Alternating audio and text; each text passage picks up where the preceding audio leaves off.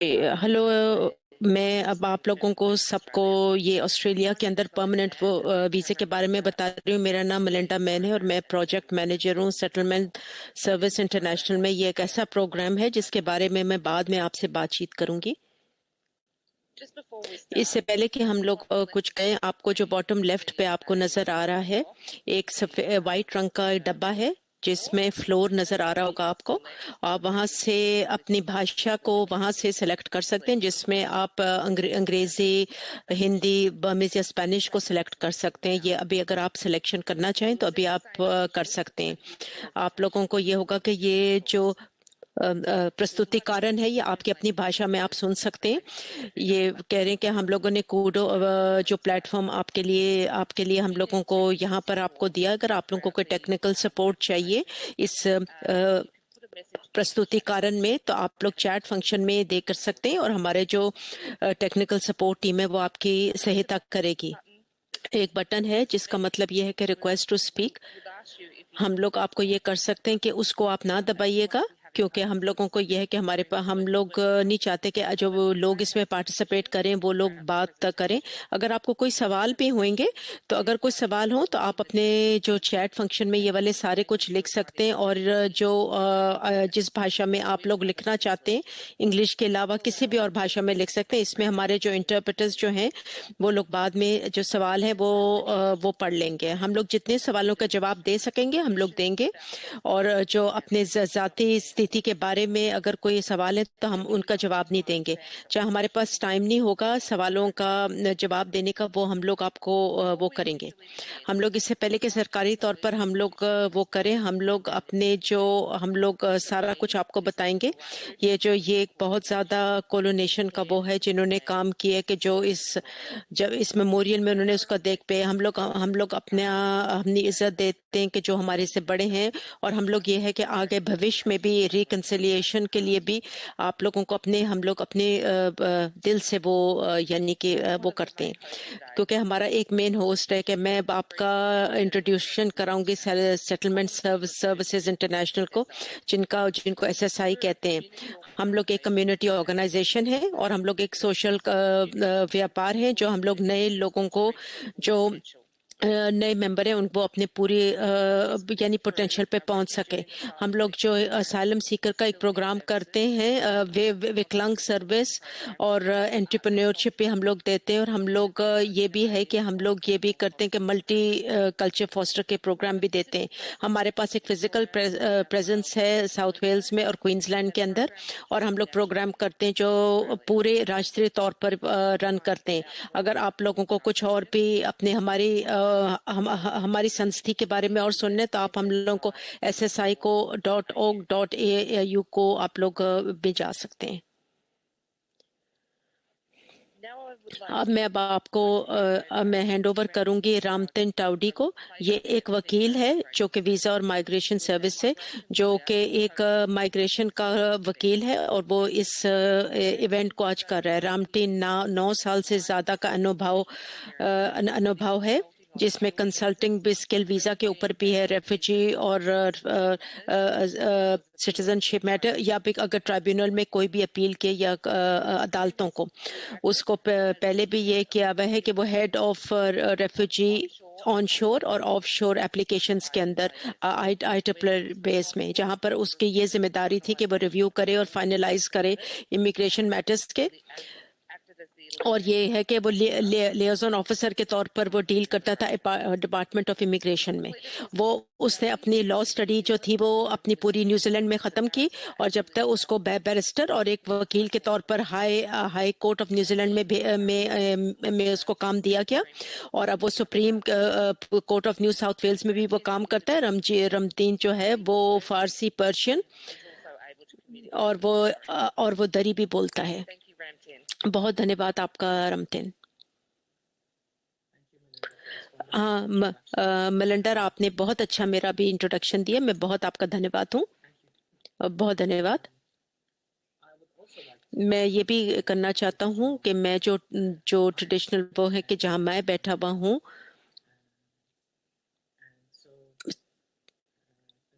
जो अगली चीज़ जो मैं अब देखूंगा वो ये है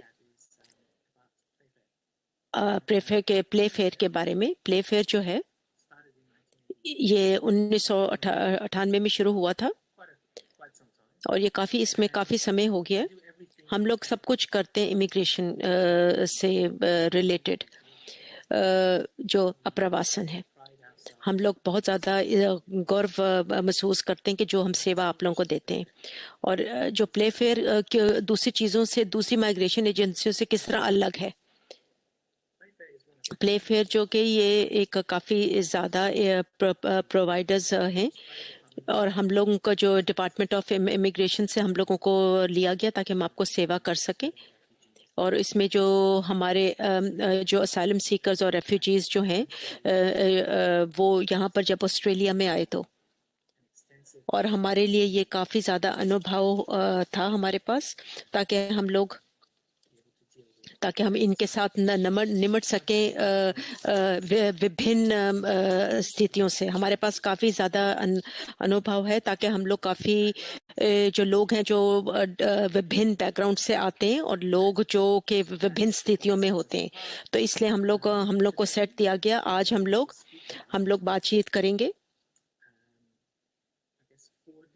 4 डिफरेंट टॉपिक है हमारे पास। मलिंडा, अगर आप अगली स्लाइड को ले जाएं। ये जो 4 विभिन्न टॉपिक्स हैं, student visa pathway, skilled visa pathway के विकल्प हैं, उनमें सवाल और जवाब होंगे। हम ये आज करेंगे और हर जो सेक्शन है इसके अंदर एक विभिन्न एरिया है। अब हम टॉपिक 1 में जाते हैं। टॉपिक 1 जो है स्टूडेंट वीज़ा के बारे में।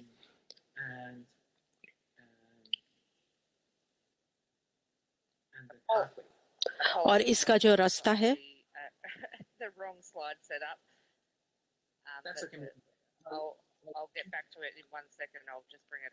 एक सेकंड में, अब आप लोगों के लिए वो गलत स्लाइड मैंने खोल दी। अब मैं बात करते हूँ। मैं जो कुछ चीज़ों के बारे में बात करूँगा इस रास्ते के बारे में, पाथवे के बारे में। पहली चीज़ जो मैं आप लोगों को बताना चाहता हूँ वो ये है कि जो इमिग्रेशन है, यानी कि अप्रवासन है, ये सबसे ज़्यादा फास्टेस्ट ग्रो कर रहा है।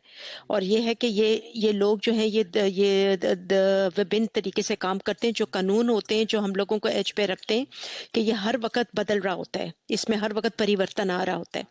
और इसमें ये होता है कि इसको दूसरे एरिया से ये इस तरह होता है कि इसमें राजनीति या किसी और कानून का भी हिस्सा इसके अंदर होता है। इसका मतलब ये है कि इसका ये होता है कि इसका ये इम्प्लीकेशन होती है, हम लोगों को एज के ऊपर हर वक्त रहना पड़ता है और हम लोग को अप टू डेट रहना पड़ता है कानून के साथ। इसी वजह से ये काफ़ी ज़्यादा कठिन हो जाता है।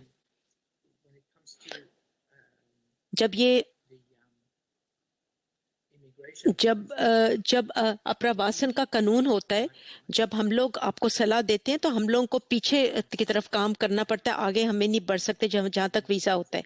और जो एक चीज़ है जो हम लोगों को जिसकी ज़रूरत होती है वो ये होती है कि हम लोग आगे देखें और हम ये सोच करें कि कौन से परिवर्तन आने वाले हैं। क्योंकि कई दफ़ा ये होता है कि जो सरकार है कई दफ़ा हम लोगों को बड़ा सरप्राइज कर देती है और हम लोग काफ़ी ज़्यादा इसमें हम लोग भी सरप्राइज होते हैं क्योंकि कानून हर वक्त बदलता रहता है। और फिर इस तरह हम लोगों को ये है कि जब तक स्लाइड आप ऊपर कर सकते हैं।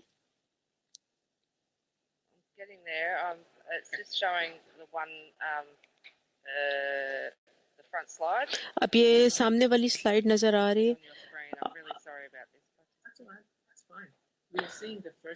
हम लोग पहला वाला देख रहे हैं। आपको ये स्लाइड को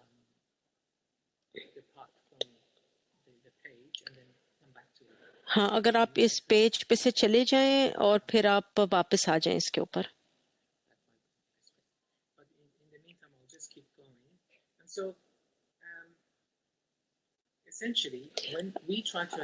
जब हम लोग आप लोगों को सलाह देते हैं कि आप किस तरह प्रेडिक्ट करें या आप सलाह हम लोग आपको किस तरह दें अपने क्लाइंट्स को। मैं ये कहता हूं कि चलो हम लोग पीछे की तरफ काम करते हैं कि एंड रिजल्ट आपको क्या चाहिए और फिर ये है कि उस वक्त तक होपफुली कह के कानून यानी कि नहीं बदलेगा। और मैं ये करती हूँ कि मैं स्लाइड आ जाएगी ताकि मैं आपको दिखा सकूं जो पाथवे है। जब हम लोग वहां पर पहुंच जाएंगे वो भी एक उधर स्लाइड आ जाएगी। जब स्टूडेंट वीज़ा की बात आती है, जो छात्र वीज़ा हैं सारे जो हैं वो लोग ये उम्मीद करते हैं कि वो यहाँ पर अस्थाई प्रवेश करें ऑस्ट्रेलिया के अंदर। ज़्यादातर ये है कि जो प्रेफर्ड टॉपिक के बारे में हम लोग बात कर रहे हैं कि आप कौन सी जगह, कौन सी इंस्टीट्यूशन में आप यानी कि काम करना चाहते हैं, क्या ऑस्ट्रेलियन लॉ कहता है और उसकी क्या रिक्वायरमेंट्स हैं। कुछ चीज़ें हैं जो कि आपने देखनी है।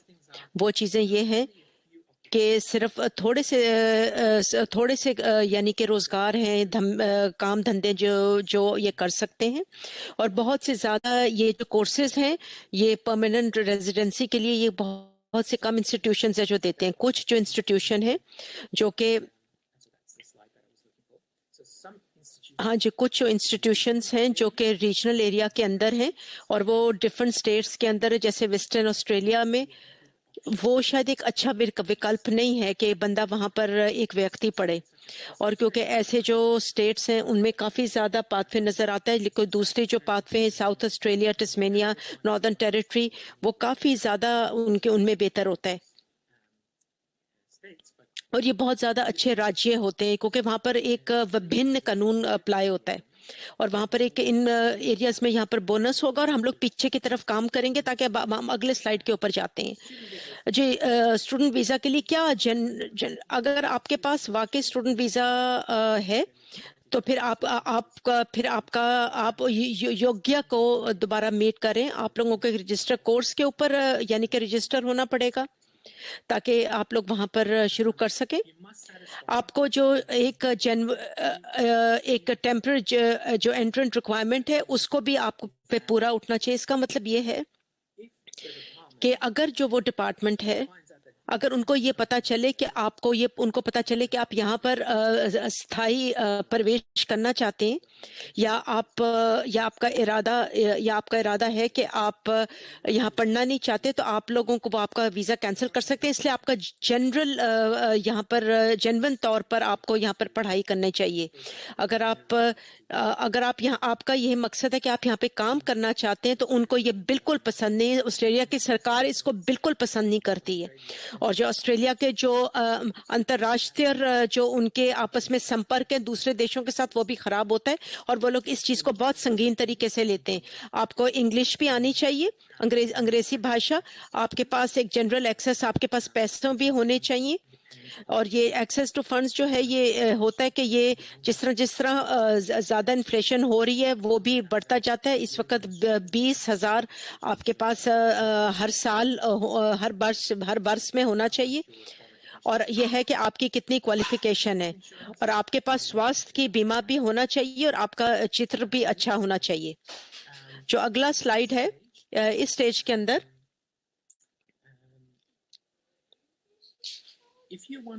अगर आपको कुछ पढ़ाई करनी है कुछ भी, और पढ़ाई करते करते आपने आधा पढ़ाई की और आपको फिर आपका मानसिक तौर पर मन बदल जाए कि मैं नहीं चाहता और मैं कुछ और करना चाहता हूं, तो आप ये इस तरह मत करें। जो सरकार को ये बिल्कुल पसंद नहीं है जब आप लोग कोर्स बदलने का परिवर्तन करते हैं। इसका मतलब ये है कि आप लोग सही यानी छात्र नहीं, और आपका वीजा भी कैंसिल हो सकता है।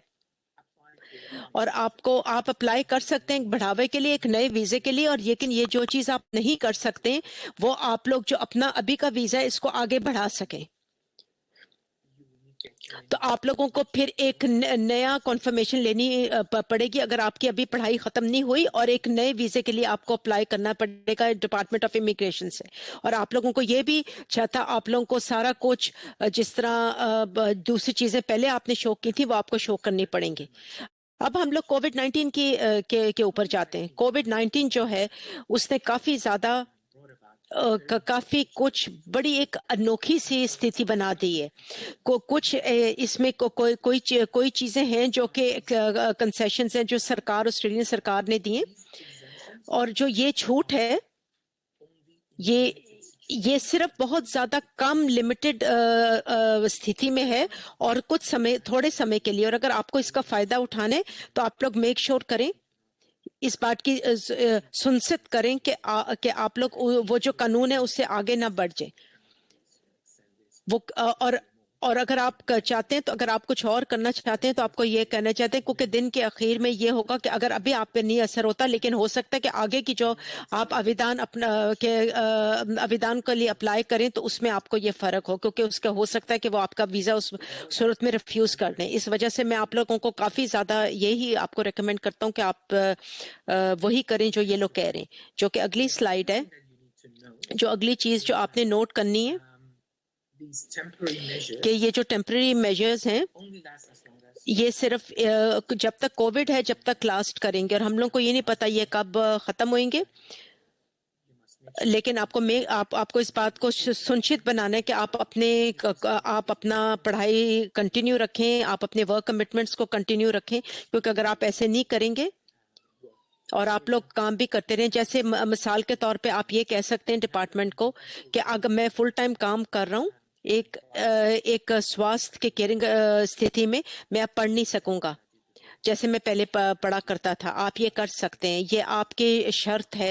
ये आप यूं नहीं कर सकते क्योंकि ये आपके वीजे की शर्त है कि आपने पढ़ना भी है और काम भी करना है। अब हम स्टूडेंट वीजे को देखते हैं कि क्या शर्तें। जो स्टूडेंट वीजे हैं उसमें काफी ज्यादा आपकी यानी शर्तें होंगी। कई चीजें बहुत ज्यादा महत्वपूर्ण है और कई दफा आपको लगेगा कि ये मेरे साथ बिल्कुल गलत हो रहा है, लेकिन उसके भी कोई कारण है।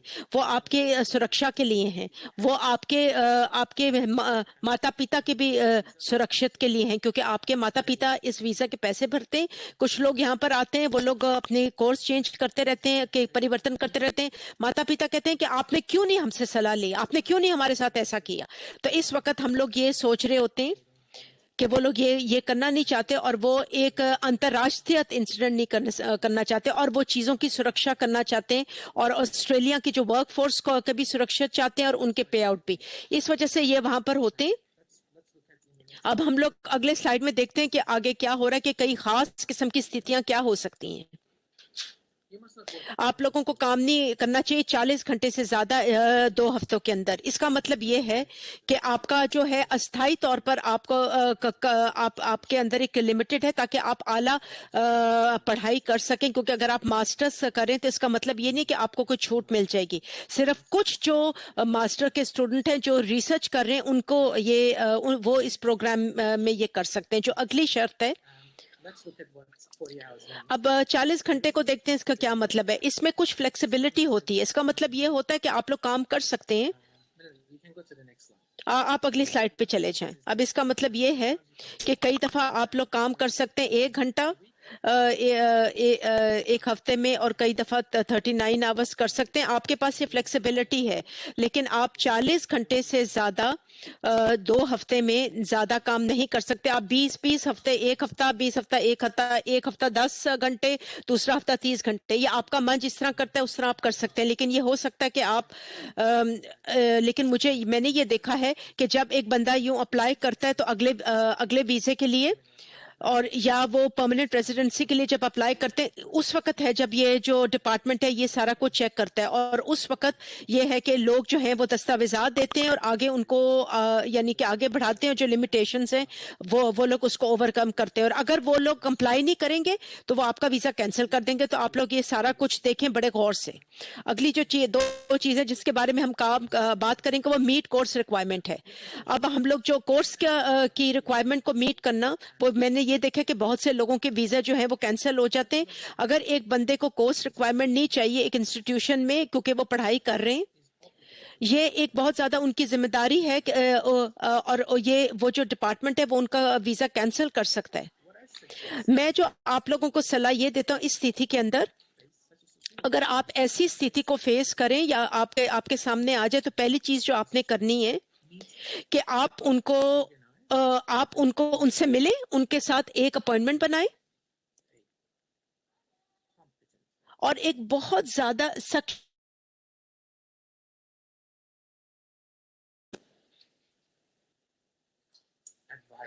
और आप सलाह लें।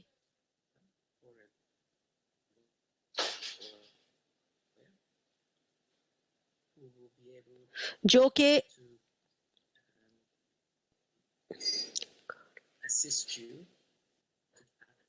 जो आपकी मदद कर सकेंगे इसमें। By 90%. That's a huge amount of difference compared to a person who comes to us in the last minute or after the cancellation has happened. The next thing is you must maintain eligibility. That means you must continue to be able to meet the requirements that you originally got the visa for, such as you must stay in the course of study, you must have your financial resources, and you must continue to meet the conditions. If you don't, the department can cancel your visa. Now, a few things about student visa. These are some things that I guess that I can advise you. It's outside of the law, but these are things that are practical advice that we can tell you. Now, first thing, you can change your course, but you must do so at the earliest possible time, because the more frequent you change your course, and the later in your studies you change your course, the more likely it is that the department might find you that you're not. हाँ, आपको department में ये समझ सकता है कि आप जो हैं जेन्युइन स्टूडेंट, और ज़रूरी है कि आप इस चीज़ की यकीन दहानी दिलाएं कि जो कुछ आप शिक्षा करें और आप रास्ता है आपका, आधे रास्ते हैं कि आपको ज़रूरी है कि आप सलाह जो है लें किसी भी माहिर से, और वो आपको बता सकेंगे कि आप कौन सी शिक्षा ले रहे हैं और आपके लिए वो फ्यूचर के लिए बेहतर नहीं है। उदाहरण है कि बहुत से छात्र आते हैं यहाँ पे पढ़ने के लिए और वो कहते हैं कि हमने अकाउंटिंग पढ़नी है, मगर क्या अकाउंटिंग जो है वो एक ऐसा पेशा है जो कि बहुत हाई डिमांड में है, मगर इसमें बहुत लोग हैं कि इसका मतलब है कि जितने नंबर 76 यहाँ पे ग्रेजुएट कर रहे हैं वो जो है जॉब उतनी बराबर नहीं है। हाँ, तो ठीक है, बहुत डिमांड भी है, मगर डबल जो है 76 जो है वो पढ़ते हैं, तो ये इतना अच्छा विकल्प नहीं है। तो हम ये कोशिश करते हैं कि आपके लिए कोई और मुतबादल विकल्प जो है ढूंढें, ताकि लोग जो हैं वो शिक्षा हासिल कर सके और वो उस जगह पे पढ़ें जहाँ पे वो अपने लिए सहीता की निवास के लिए आवेदन कर सकें। दूसरा चीज़ ये कि वो जो भी पढ़ रहे हैं वो पार्ट टाइम जॉब ढूंढें। बेशक इसमें मतलब है कि आप अपनी इच्छा से काम करना चाह रहे हो, इसलिए कि ज़्यादातर जो एम्प्लॉयर हैं वो उन लोगों को पसंद करते हैं जिनके पास बहुत ज़्यादा अनुभव है, जो इस वजह से आपके जो चांसेस हैं सस्ताए निवास के, ये ट्रिक्स हैं जो मैं आपको रिकमेंड करना चाहता हूँ कि आपको फॉलो किए। इससे ज़्यादा और भी बहुत कुछ है जो आप फॉलो कर सकते हैं, ये इस पे निर्भर है कि आप कौन सा कोर्स ले रहे हैं। टॉपिक 2 जो है वो उसके अस्थायी ग्रेजुएट के बारे में है और निकोता के नॉमिनेशन नामांकन वीज़ा के बारे में है। ये है रास्ता आपके सस्ताए निवास का। 2 चीज़ें मैं इस बारे में कहना चाहता हूँ इसके टॉपिक के स्टार्ट करने से पहले। ऑस्ट्रेलिया जो है उसने अपने नियम में बदलाव किया है। पहले बहुत आसान था ग्रेजुएट पोजीशन से तो ये सस्ता निवास वीज़ा में ये था, मगर अब मुश्किल हो गया है। इसका कारण ये है कि ज़्यादातर जो नियोक्ता हैं उनकी आवश्यकता है कि वो ना सिर्फ आपकी योग्यता को जानते हैं, मगर वो आपको अनुभव भी जानते हैं। तो ऑस्ट्रेलिया की सरकार ने ये किया है कि उनको नंबर ऑफ वीज़ा दे दिए जब तक कि वो परमानेंट रेजिडेंस के लिए आवेदन नहीं कर सकते। ये जो ग्रेजुएट वीज़ा ऐसे नहीं है कि आप जो करना चाहे आप कर सकते हैं, ये ख़ास उस पेशे में काम करने के लिए काम करते हैं। जो मुझे अपने तजर्बे से पता चला है कि जब लोगों को अपनी शिक्षा को कंप्लीट करते हैं और उनको टेम्परेरी ग्रेजुएट वीज़ा मिल जाता है, तो वो ऊबर ड्राइवर के लिए काम करने लग जाते हैं या फिर किसी फास्ट फूड रेस्टोरेंट में काम करने लगते हैं। तो वो उस एरिया में नहीं करते कि जिस एरिया में उन्होंने शिक्षा हासिल की है।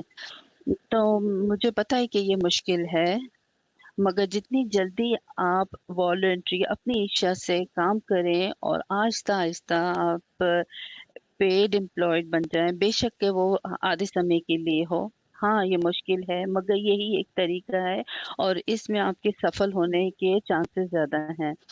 अब हम नेक्स्ट स्लाइड के बारे में बात करते हैं। टेम्परेरी ग्रेजुएट के दो टाइप हैं। एक टाइप है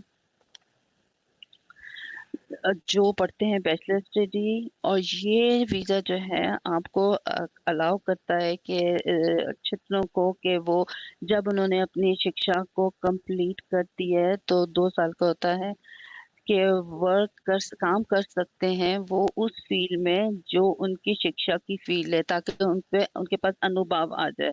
इसके दो रास्ते हैं, ग्रेजुएट वर्क स्ट्रीम और दो पोस्ट, इसमें दोनों में फ़र्क है। नेक्स्ट स्लाइड में हमें आपको बता चलिए कि ग्रेजुएट की वर्क स्ट्रीम क्या है।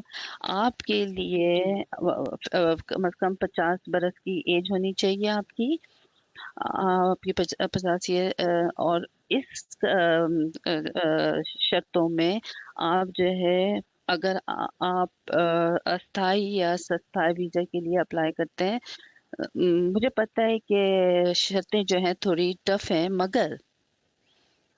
मगर इसी समय के साथ साथ आप ट्रांजिशन नहीं कर सकते परमानेंट रेजिडेंट अगर आप ये मानदंड को पूरे नहीं कर सकते। आपकी अंग्रेजी भाषा की बहुत आवश्यकताओं को पूरा करें, आपके कैरेक्टर की रिक्वायरमेंट आवश्यकताओं को पूरा करें, और आपने जब अपने कोर्स कंप्लीट कर लिया तो 6 महीने के अंदर अंदर आप अप्लाई कर सकते हैं। दूसरा जो है ये उन लोगों के लिए जिन्होंने अपनी बैचलर्स डिग्री कंप्लीट कर ली है, और ये जो है 2 से 4 साल तक का वीज़ा है। डिपेंड करता है कि आपने कौन सी शिक्षा ली है, और इसमें कोई हद नहीं है कि आप जो है ख़ास कोई पेशा लें, आप पढ़ सकते हैं जो आप पढ़ना चाहें। तो ज़रूरी नहीं है कि आपको ख़ास जो है कि ख़ास पेशे से ही हो, मगर जो जो दूसरे स्ट्रीम ऑफ वीज़ा हैं जो नेक्स्ट स्लाइड में हम देखते हैं वो लिमिटेड हैं, कि आपके इस की जो कौशल है ना उस पे निर्भर है। ये वो उन लोगों के लिए जिन्होंने डिप्लोमा या डिग्री या अपनी ट्रेड की योग्यता उनको, तो ये बैचलर्स के लिए नहीं है। ये जिन्होंने सर्टिफिकेट करते हैं वो व्यक्ति जो है वो अप्लाई कर सकते हैं इस वीजा के लिए, और ये लिमिटेड की हद है कि किस ऑक्यूपेशन के लिए अप्लाई कर सकते हैं। और इसके अलावा वीजा जो है 18 मनी के, इसमें 2 बरस नहीं है। जितनी आपकी योग्यता हायर होगी वो उतनी ही आपके लिए बेहतर होगा, तो आपकी ट्रांजिशन इजी हो जाएगा। इस ग्रेजुएट स्ट्रीम में ये एक टेम्पररी है, ये एक रास्ता है जो एक ब्रिज बनाता है क्षेत्र वीजा से काम के वीजे तक। ये वो इसके लिए आप आवेदन कर सकते हैं, मगर मैं आपको यही सलाह करूंगा जब आप इस वीजा के लिए आवेदन करें तो आप उस पेशे में काम करें जिसके, अगर वही एक रास्ता है आपका सस्ता होने का। दूसरे जो अस्थायी कौशल वीजा है 480 वीजा, ये वो वीजा है, ये बहुत कॉमन वीजा की मिस्टेक है जो ज्यादा कंपनी अब लोगों को लेकर आते हैं काम करने के लिए। आप भी जा सकते हैं वीजे में, मगर इसमें समस्या यह है कि आपके पास 2 साल का अनुभव हो या और ये बहुत महत्वपूर्ण है कि जब आप काम कर रहे हो, पढ़ रहे हो, तो आप उस में काम भी कर रहे हो, और जब आप ग्रेजुएट हुए हो तो और आप तुरंत उससे पे काम करना शुरू करें। अगर आप ये कर रहे हैं और आपके जो एम्प्लॉयर वो आपको लाएंगे, और ये एक रास्ता है सस्ताए निवास का, आम रूल नियम के मुताबिक सारे ऑक्यूपेशन, अगर ये रास्ता है तो यही एक रास्ता है। अगर आपके पास 2 साल का अनुभव नहीं है तो आपको ये वीजा नहीं मिलेगा। कैसे ये वीजा काम करता है? अगर आप उस ऑक्यूपेशन में हैं जिसमें जो मीडियम ये पाथवे है आपका जाने का, और फिर 3 साल अगर आपने उस कंपनी के लिए अप्लाई किया तो आप आवेदन कर सकते हैं परमानेंट रेजिडेंस के लिए। जो नेक्स्ट स्लाइड है, हम ये आपको आवश्यकताएं जो आपको पूरी करनी है, इंग्लिश भाषा की आपके पास कौशल होनी है, योग्यता होना चाहिए, आपके पास अनुभव होना चाहिए। इसी वजह से बहुत से ग्रेजुएट जो है ना वो इस वीज़े पे नहीं जा सकते और उनको वो रोके गए हैं, और इस वजह से ये मौका मिलता है कि आपको ये वीज़ा मिले। अब जो है ये वीज़ा जो है इसके कुछ मंदिर हैं। आपको कंपनी जो है वो आपको स्पॉन्सर करे और आपकी अभिदान को भी लॉन्च करे, और इसमें जो है चुनाव होता है और उसमें कुछ नियम है कि सैलरी आप क्या लेंगे, टैक्स आप टैक्स पे आपका एम्प्लॉयर, और वीज़ा की जो शर्तें हैं और आपकी शनाख्त आपको शो करना कि आप हेल्थी हैं, आपके चरित्र की परिस्थिति बतानी है। ये वीज़ा है, इसमें बहुत से मानदंड हैं जो आपको पूरा करने हैं और ये वो मानदंड हैं। अब हम दूसरी स्लाइड में जाते हैं।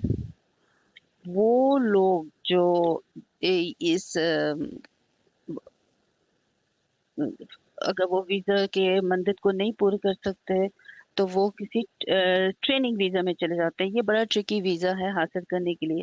इसमें डिपार्टमेंट जो है ना बड़े ख़ास है कि आप क्या कर सकते हैं इस वीज़ा को हासिल करने के लिए। इसमें वो व्यक्तियों के लिए है जिनके पास सरकारी ऑफिशियल ट्रेनिंग हो। इसके ये उन व्यक्तियों के लिए जो जवान हैं, ग्रेजुएट हैं और वो ऑस्ट्रेलिया में आए हैं ट्रेनिंग लेने के लिए, ताकि वो कुछ समय यहाँ पे ट्रेनिंग में गुजारें, और ट्रेनिंग जो है वो काफ़ी होगी कि आप की काउंट की जाएगी। मगर इसमें मसला ये है, सबसे बड़ी समस्या ये है कि ट्रेनिंग जो है वो ऑफिशियल होगी। इसका मतलब ये है कि ये जॉब पे ट्रेनिंग नहीं होगी, ऑन द जॉब ट्रेनिंग। ये ज़रा गौर करने की बात है। अब हम नेक्स्ट स्लाइड में जाते हैं। इस वीज़ा का कारण क्या है कि आपकी कौशल को बेहतर करना, ताकि आप की जॉब बेहतर हो सके। इसका मकसद ये है कि आप जो है कि मल्टीनेशनल कंपनी हो, वो आपको ट्रेनिंग देते हैं, वो लोगों को बुलाते हैं ऑस्ट्रेलिया में, ट्रेन करते हैं और उनको भेजते हैं और उनको ऑस्ट्रेलिया में भी रह सकते हैं। यही रीजनल कारण है इस वीज़ा का। मगर कुछ व्यक्ति जो है अपनी अपनी कौशल को बेहतर बनाने के लिए भी ये इस्तेमाल कर सकते हैं। और जैसे मैंने आपको बताया पहले, इसमें वर्क पे काम पे ट्रेनिंग होनी है, वो किसी किस्म की भी ट्रेनिंग होगी, और जो बिजनेस जो है वो एक स्ट्रक्चर ट्रेनिंग प्रोग्राम देगा आपको इसमें। अब हम नेक्स्ट स्लाइड में जाते हैं।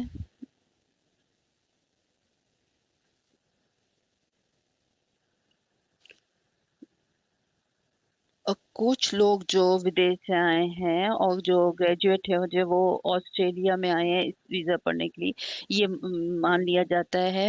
लेकिन मगर बहुत से मानदंड हैं जो उनको पूरे करने हैं। अब जो मैं एक आपको बताना चाहता हूँ कि जो वर्क प्लेस का वो कहता है कि आप 30 आवर्स काम करें और 70% जो ट्रेनिंग है वो आपकी ट्रेनिंग हो सकती है क्रा में। ये एक मदद है जो कि पूरा मदद पूरा जोरा पूरा करना है।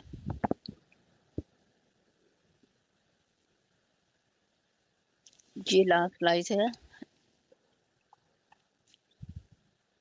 इसके लिए भी कुछ क्राइटेरिया हैं कि पर्सन जो है वो 18 साल का हो और वो उनको चुना हुआ उसी तरीके से जैसे दूसरे वीजा के लिए किसी कंपनी ने चुना हुआ हो, और दूसरे भी मंदिर हैं कि इंग्लिश भाषा आपके चित करेक्टर और आपके सविस्ता की भी होनी चाहिए।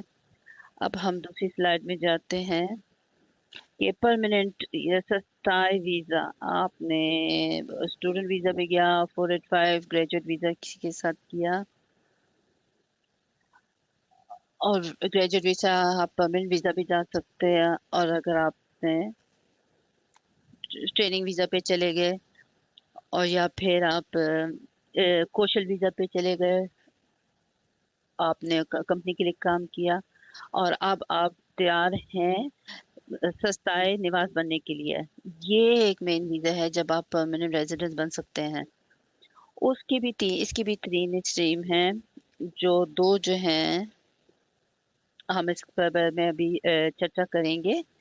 सबसे पहले जो है उस्ताए निवास की ट्रांजिशन। आप कंपनी के लिए काम कर रहे हैं, आप 3 साल आपने कंपनी के, तो फिर आप ये अभिदान डाल सकते हैं, अप्लाई कर सकते हैं डायरेक्ट एंट्री स्ट्रीम के जरिए। उसमें 3 साल की रिक्वायरमेंट नहीं है, मगर उसमें कौशल का रिक्वायरमेंट है। स्किल की, कौशल की आवश्यकताएं कि बहुत से इंस्टीट्यूशन है ऑस्ट्रेलिया में कि वो आपकी योग्यता को असेस करते हैं और फिर कहते हैं कि वो आप उसके लिए योग्य हैं कि नहीं हैं। अब लेबर एग्रीमेंट स्कीम के बारे में बात करते हैं, जो बहुत सी कंपनी अप्लाई करते हैं। मैं इसमें ज़्यादा डिटेल में जाने नहीं चाहता हूँ, क्योंकि ये काफ़ी ख़ास है और इसमें नेगोशिएशन भी की भी आवश्यकता होती है।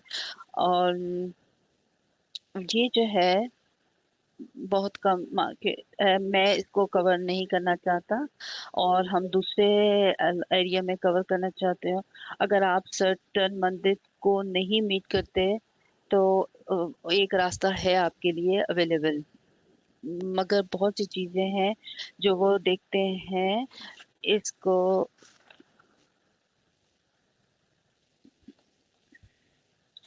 अब हम बात करते हैं, आप 45 साल के हों परमानेंट रेजिडेंस के लिए जरी, अगर आप 45 से बरस से ऊपर है तो आप नहीं अप्लाई कर सकते। और आप अपने इंग्लिश भाषा के मानदंड को भी पूरा करें। और अब हम दूसरे वीज़ा के बारे में जो बात करते हैं, मैं जो ज़ाती तौर पे मुझे ये पसंद नहीं है। इसका कारण ये है कि ये जो है इनमें बदलाव होता रहता है, कभी क्लोज होते हैं, कभी ओपन रहते हैं। मैं आखिरी वीज़ा के बारे में जो बात करूँगा वो है पॉइंट बेस। ये वो किसी निर्भर में नहीं, वो मगर उनकी आवश्यकता है कि वो हाई पॉइंट्स चाहिए होते हैं। तो उसके भी 2 टाइप होते हैं, सब। और एक 190 है जो हर स्टेट के लिए है।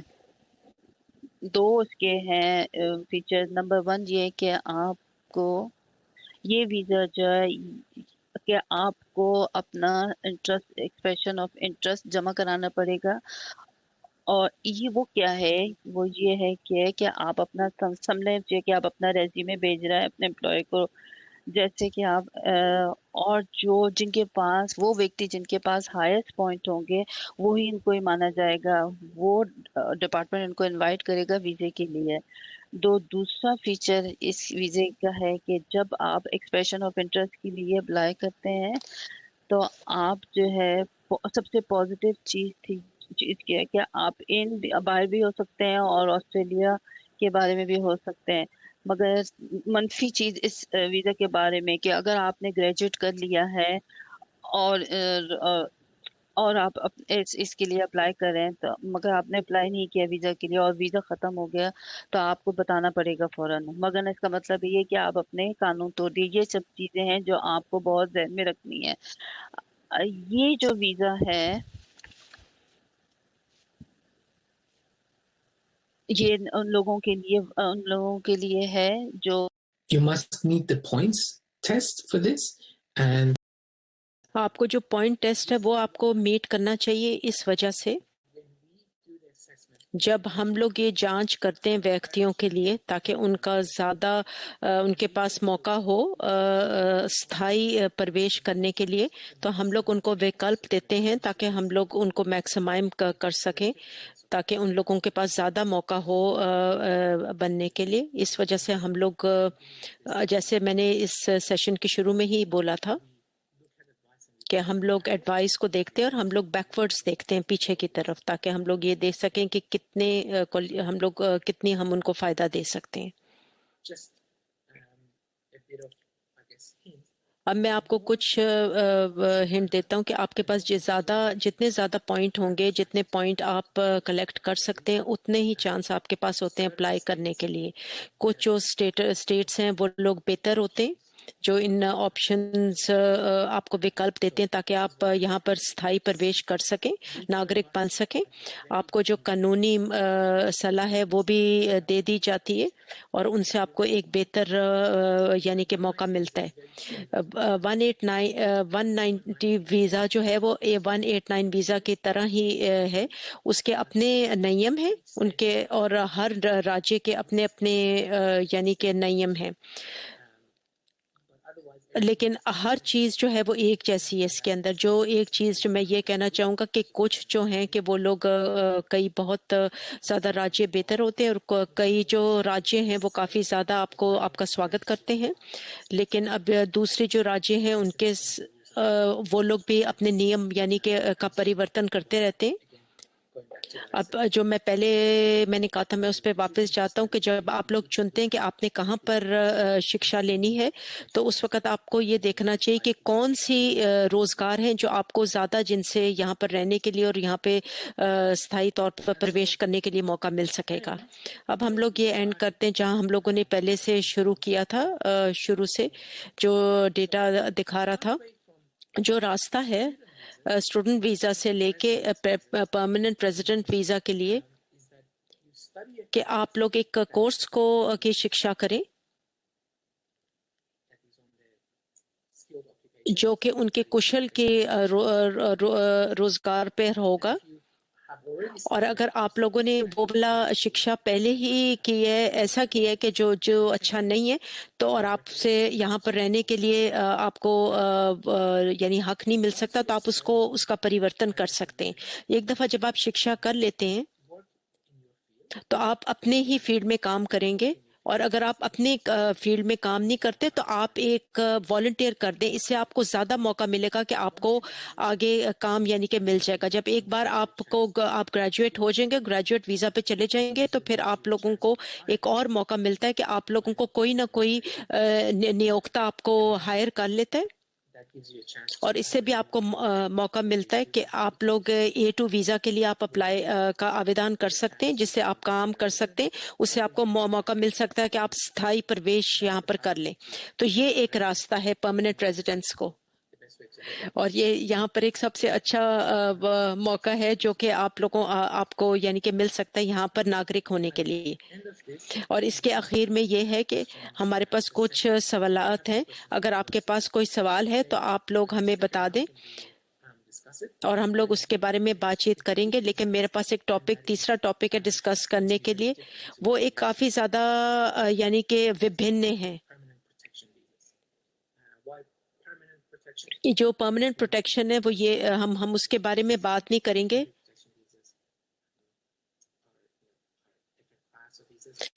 ये एक डिफरेंट क्लास है वीज़ों की। जो परमानेंट प्रोटेक्शन वीज़ा यानी परमानेंट सुरक्षित का वीज़ा है, ये उन लोगों के लिए है जो कि ऑस्ट्रेलिया में है और उनके पास एक वीज़ा कार्ड है।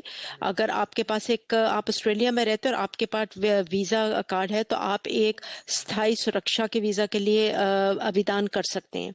मैं इससे पहले कि हम लोग शुरू करें, हम लोग आपको बताता हूँ बहुत महत्वपूर्ण चीज़ जो आप कर सकते हैं कि आपको एक कानूनी सलाह चाहिए एक वकील से। ये किसी के से नहीं, लेकिन एक बहुत अच्छे वकील के साथ जो आपको सारा कुछ आपको सलाह दे सके और आपको अपना अनुभव बता सके, और वो आपको ये बता सकते कि आया आपको इसकी आवेदन डालना चाहिए रेफ्यूजी का कि नहीं। ये एक ऐसा व्यक्ति हो सकता है जिसको सलाह दी जा रही है प्रोटेक्शन वीज़ा अप्लाई करने के लिए, और वो एक ऐसी स्थिति में चला गया जिससे वो अपने आप को बाहर नहीं निकाल सकता।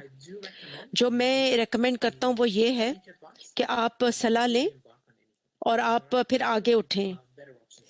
वो कह रहे हैं कि ताकि आप लोग आपके पास बेहतर विकल्प हों सुरक्षा के वीज़े के आवेदन के लिए। तो फिर क्या हम लोग जो ये रेफ्यूजी होता है, इसका ये हम आपको किस तरह इसकी डेफिनेशन बता सकते हैं। जो मैं अभी कहना लगा हूँ ये आपके लिए कानूनी सलाह नहीं है, लेकिन आप ये देखें कि आप ये किस तरह प्रोटेक्शन वीज़ा के लिए अप्लाई कर सकते हैं, तो जो शरणार्थी है उसके लिए। और ये सलाह जो है वकील से, ये आप लोगों की मुआवनत करता है, आपकी सहायता करता है ताकि आप एक निर्णय ले सकें। और आप ये किस तरह निर्णय लें अपने सुरक्षा के वीजे का। और ये बहुत महत्वपूर्ण है कि आप लोग ये देखें कि इससे काफी चीजें और भी ज्यादा हैं जो मैं आपको बताऊंगा। और सुरक्षा के लिए आवेदन करना एक बहुत संगीन चीज है। और जो ऑस्ट्रेलिया का सुरक्षा का पैकेज है वो आपको सुरक्षित वीज़ा दे सकता है। और ये ऑस्ट्रेलिया की सरकार जो है वो आपको ऑस्ट्रेलिया की सरकार से लेना बहुत ज़्यादा मुश्किल हो जाता है। अब हम देखते हैं कि शरणार्थी क्या है। जब लोग यहाँ पर कोई व्यक्ति इधर आता है शरणार्थी के लिए और ऑस्ट्रेलियन के कानून के नीचे जब यहाँ पर होता है, जब उसको कोई संगीन उसको यानी नुकसान का खतरा हो, उसमें आपका जो नस्ल है, आपका धर्म है, आपकी राष्ट्रीयता है, उसका मतलब ये है कि ये 5 चीजें हैं जिसमें हो सकती हैं। इसका ये मतलब है कि एक ऐसा वीजा जो किसी को दिया जाता है जिसकी जांच हो जाती है ऑस्ट्रेलिया की सुरक्षा की दायित्वों के तहत। जब एक व्यक्ति आवेदन करता है सुरक्षित के लिए तो एक केस ऑफिसर उसका जांच करता है और वो देखता है कि आगे आया वो उसका मनदान जो है वो पूरा उसके ऊपर उतरता है कि नहीं। अब आप ये देखें कि जो अगली स्लाइड है वो ये एक्सप्लेन करती है कि जो अगला जो कानून का एक दूसरे नियम है वो क्या है, जो अगर आप ऑस्ट्रेलिया के जो सुरक्षित की दायित्वों के ऊपर पूरे नहीं उतरते। जो कानून है वो काफी ज्यादा पुराना है, जो ऑस्ट्रेलिया ने परिवर्तन किया इन कानून का ताकि लोग यहाँ पर दाखिल हो सकें। अगर आपकी ये जो 5 चीजें हैं इसके ऊपर अगर आपकी आवेदन पूरी नहीं होती या अगर आपको किसी किस्म का खतरा हो, अगर आप वापस अपने देश चले जाएं, और हो सकता है कि आपको इस सूरत में भी एक सुरक्षा का वीजा मिल जाए। आप आया उस मंदात को पर पूरे उतरते हैं कि नहीं, या एक काफी ज्यादा ट्रीटीज होती हैं और बहुत से ज़्यादा जो है वो डिपेंडेंट करते हैं कि आया आपको बहुत ज़्यादा शदीद खतरे का आपके लिए कुछ है या नहीं। अब कौन इसके लिए आवेदन कर सकता है? जो अगली स्लाइड है वो अब हमें बताएगी कि कौन कौन इस सुरक्षित वीज़ा के दायित्वों के लिए आवेदन कर सकता है। वो लोग जो कि अपने बेहतर आर्थिक यानी अवसर के लिए जाना चाहते हैं, वो लोग बिल्कुल उनको आवेदन नहीं डालना चाहिए। अगर आपका जो कारण है कि सुरक्षित वीज़ा के आपके आर्थिक यानी कि अगर अवसर हैं, अगर आप यहाँ पर रह रहे हैं और आप लोग कोविड की वजह से आप अप्लाई करना चाहते हैं तो वो भी काम नहीं करेगा। अगर आप देश में कहीं पर भी सुरक्षित हो के कहीं और जाके रह सकते हैं, रिलोकेट हो सकते हैं, तो वो भी रिफ्यूज हो जाएगा। अगर आपका सरकार आपकी सुरक्षा कर सकता है फिर भी इस सूरत में भी वो लोग मना कर देंगे। वो लोग जिनके पास एक और वीजा हो एक और देश में जाने का और उन लोगों ने या उन्होंने अप्लाई किया हो, वो भी नहीं अप्लाई कर सकते अगर देश बहुत सुरक्षित देश हो। और आपको फिर भी नहीं अप्लाई करना चाहिए अगर कोई किसी किस्म का अगर उनको उनके कोई भेदभाव हो या अगर उनके लिए कोई किसी किस्म का कोई भी यानी कि उन पे जुल्म हो रहा हो। तो अगर ये बहुत ज्यादा महत्वपूर्ण है कि जो चीज अगर आपको नुकसान मिलता है वो बहुत संगीन होना चाहिए। वो सिर्फ ये नहीं होना चाहिए कि उस पर वो भेदभाव का हो। जो चीज एक और नोटिस है कि वो लोग हैं जिनके बहुत ज्यादा क्षेत्र के समस्या हैं, वो लोग जो कि शरणार्थी नहीं है उनको भी वीजा नहीं दिया जाएगा। इससे पहले कि आप लोगों को अप्लाई करें, आप ये सारे विकल्प को देखें। ये सिर्फ एक विकल्प नहीं है जिसके ऊपर आप लोग अप्लाई कर सकेंगे, आवेदन कर सकेंगे। वहाँ बहुत से ज्यादा चीजें हैं जो कि लोग आते हैं वो ये होते काफी ज्यादा दूसरे विकल्प भी हैं। जैसे कि मैंने पहले कहा था, ये बहुत ज्यादा महत्वपूर्ण है कि आपको कानूनी सलाह लेनी चाहिए, क्योंकि बहुत से ज्यादा चीजें हैं कि उनके जो उनका मौका बढ़ सकता है अगर वो और हम लोग उनकी सहायता करते हैं। कई लोग जो हैं उनके पास इतना माली नहीं होती, अवसर नहीं होती कि वो लोग अप्लाई कर सकें। तो हम उनकी भी सहायता कर सकते हैं।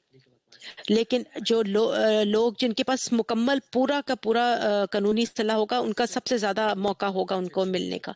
अब हम लोग प्रोटेक्शन वीज़ा का प्रोसेस देखते हैं। ये जो आम तौर पर जो ये वाला यानी कि इसकी प्रक्रिया होती है, वो ये है कि लोग जो फार्म भरता है, फिर वो आवेदन देता है सुरक्षा के लिए, फिर अपने आवेदन को आगे बढ़ाता है, फिर उसका 7 शारकार होता है। उसके बाद जो ये सुरक्षा का वीज़ा एप्लीकेशन जब एक दफ़ा आवेदन वो लोग करा देते हैं, उसके बाद जब वो उसको जमा करा देता है, तो एक व्यक्ति को उसका एक एक्नॉलेजमेंट मिलती है कि उनको आवेदन मिल सकता है। उसके बाद बायोमेट्रिक यानी आपकी उंगलियों के छाप होते हैं, ताकि आपकी फ़ोटो होती है, आपकी उंगलियों के छाप लिए जाते हैं। और फिर ये वाली जो प्रक्रिया है, ये आगे एक क्यू में डाल दी जाती है, जहाँ पर आप लोग कुछ समय के लिए वहाँ पर वेट करते हैं। कई दफ़ा 6 महीने लग सकते हैं, कई दफ़ा ज़्यादा समय लग सकता है। ये जो स्थिति है, ये डिपेंड करती है कि ये कौन डिपार्टमेंट डिसाइड करता है कि कब आपका इंटरव्यू होगा। कई लोगों का जो हफ्ते के अंदर इंटरव्यू आ सकता है, कईयों को 2 साल लग गए। तो अगला स्टेप ये होता है कि हम लोग जो है ये सारा कुछ देखते हैं। हाँ जी, और इससे आगे ज्यादा जानकारी हो सकती है। और ज्यादातर ये होता है जब अगर निर्णय बना लिया जाए और आपका ये निर्णय आपके हक में हो, यानी कि ये पॉजिटिव हो, तो फिर आप लोगों को वीजा मिल जाता है। एक ऐसा व्यक्ति अगर बंदे को रिफ्यूज हो जाए, तो वो इसको अपील में डाल सकता है, ताकि वो दोबारा इसकी समीक्षा करवा सके एक ट्रिब्यूनल के सामने। जो ट्रिब्यूनल जो है वो बिल्कुल आज़ाद काम करते हैं, आज़ादाना तौर पर काम करते हैं। उनका अप्रवासन से कोई अमल दखल नहीं होता, और आप उसी ही प्रक्रिया में से दोबारा गुजरते हैं, और वो काफ़ी ज़्यादा एक थरो प्रक्रिया होती है। एक जो प्रोटेक्शन सुरक्षा की आवेदन है, इसके अंदर क्या क्या शामिल होता है? जब आप आवेदन करते हैं एक सुरक्षित की आवेदन के लिए, तो वो आपको एक बुनियादी जानकारी लेते हैं, आपकी शनाख्त की, आपका नाम, आपके संपर्क की सारी तफसील। आप एक पूरी आवेदन का फार्म भी भरते हैं, उसको पूरा का पूरा करते हैं, उसमें आप क्लेम डालते हैं। आप लोग सारे कारण भी लिखते हैं कि आपको सुरक्षा क्यों चाहिए। आपको अपनी शनाख्त भी देनी है, पहचान भी देनी है। अब क्या होगा? वो कह रहे हैं अब डिपार्टमेंट किस चीज के ऊपर ज्यादा निर्भर कर रहा है। वो कह रहे हैं कि आपको क्या सबूत चाहिए, दस्तावेजी सबूत, कि आपके ऊपर कोई जुल्म सतम किया गया या आपकी परसिक्यूशन हुई है। और जिस जगह पे हम लोग आते हैं लोगों की यानी कि सहायता करने के लिए, वो हम लोग रिसर्च कर रहे होते हैं, और हम लोग देख रहे होते हैं कि कौन सी चीज़ें महत्वपूर्ण केस ऑफिसर के लिए। हम वहाँ पर आते हैं। दूसरी चीज़ जो हम लोग करते हैं, जो आपका दावा आपने किया होता है, अपने दावा, अपना जो स्टेटमेंट होती है, बयान होता है दावे का, वो काफ़ी ज़्यादा वो ज़्यादा मुश्किल नहीं होना चाहिए, और वो छोटी होनी चाहिए, बहुत लंबी नहीं होनी चाहिए, लेकिन उसके अंदर बहुत ज़्यादा महत्वपूर्ण है कि वो लिखा जाए जो कि नियम के तो हो रहा है, कि भाई आपको किससे डर है, आप किससे डर रहे हैं, आप क्यों कहीं नहीं जाके किसी और जगह अपने देश में रह सकते जो जगह आपके लिए सुरक्षित हो। और ये और भी कन्वेंशनल रीजंस के ऊपर भी हो सकता है कि अगर आप पनाह लेना चाहते हो, या आप शरणार्थी हो, और वहाँ पर ये कानूनी सलाह आएगी। और मैंने ये देखा है कि काफ़ी ज़्यादा, बहुत ज़्यादा बड़ा फ़र्क है इनमें, जहाँ पर आपको कानूनी मशवरा दे जाए। Who sought assistance of their friends, or even not a very good person who's helped them. And that makes a huge difference. And it's very important that your claims are very accurate and they don't have any और वो बहुत ज़्यादा ज़रूरी है कि आपका जो claim है वो बिल्कुल ज़्यादा यानी कि अच्छा हो, or imprecise things. How will your application be assessed by the government? They will look at your credibility. What that means is they will be testing you on whether you're telling the truth. Australian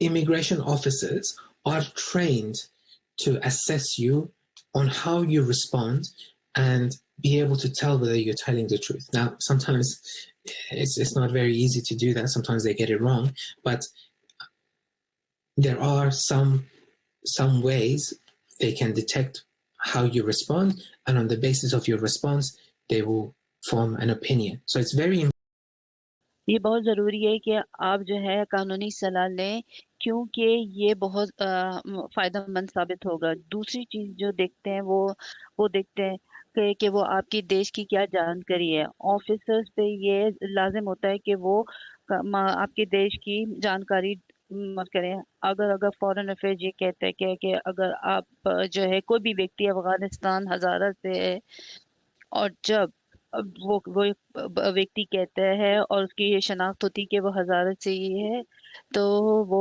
व्यक्ति जो है ज़रूरी है कि वो कोई भी दावा कर रहा है वो सही हो, दुरुस्त हो और ये ढूंढ लिया जाए कि वो शरणार्थी है।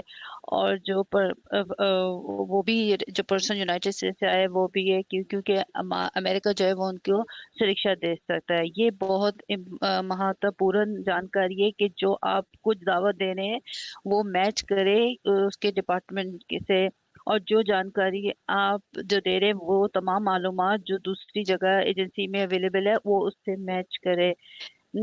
अगर आप ऑपोजिट का हैं जो देश की जानकारी के में मौजूद है, तो इसका मतलब है कि आपका दावा जो है वो कबूल नहीं किया जाएगा।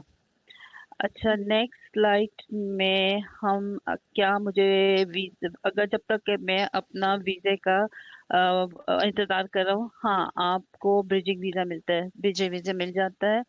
उसकी जो है वो ही शर्तें हैं जैसे आपके पिछले वीज़े की हैं।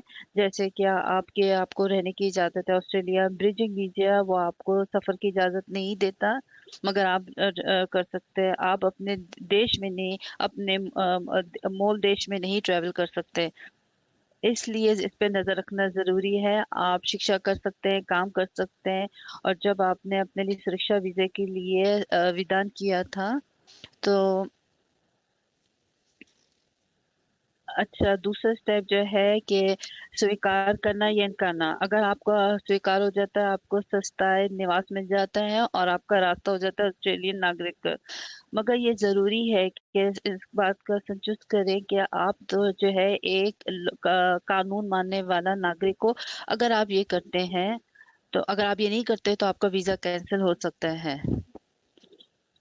क्या होता है अगर आपको इनकार हो जाए, या अगर आपका रास्ता होता है अपील के पास, और आप अदालत में अपील कर सकते हैं, और अगर वो भी रिफ्यूज है तो फिर आपके एक और रास्ता है कि आप अदालत में, बड़ी अदालत में अपील कर सकते हैं। अगर आप थक गए हैं और बस कोई रास्ता नहीं है, तो आपको जरूरी कि आप अपने देश वापस चले जाए।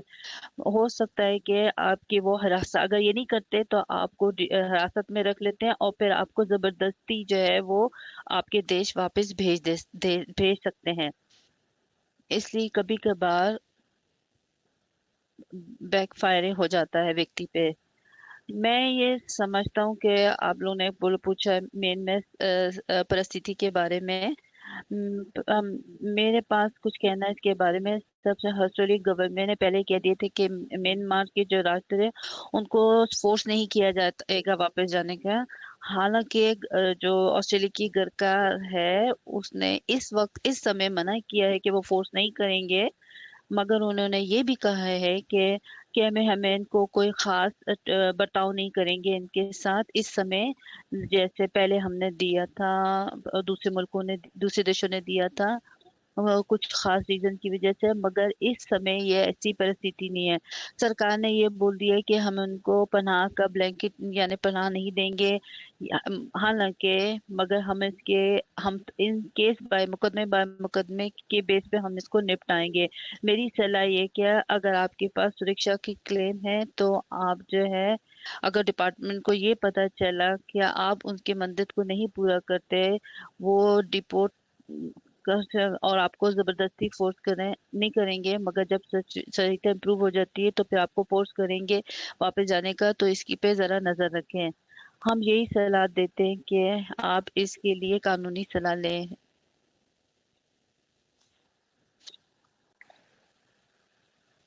अब मेलिंडा, अब हमारे पास ये क्वेश्चन और आंसर का सेशन भी होगा।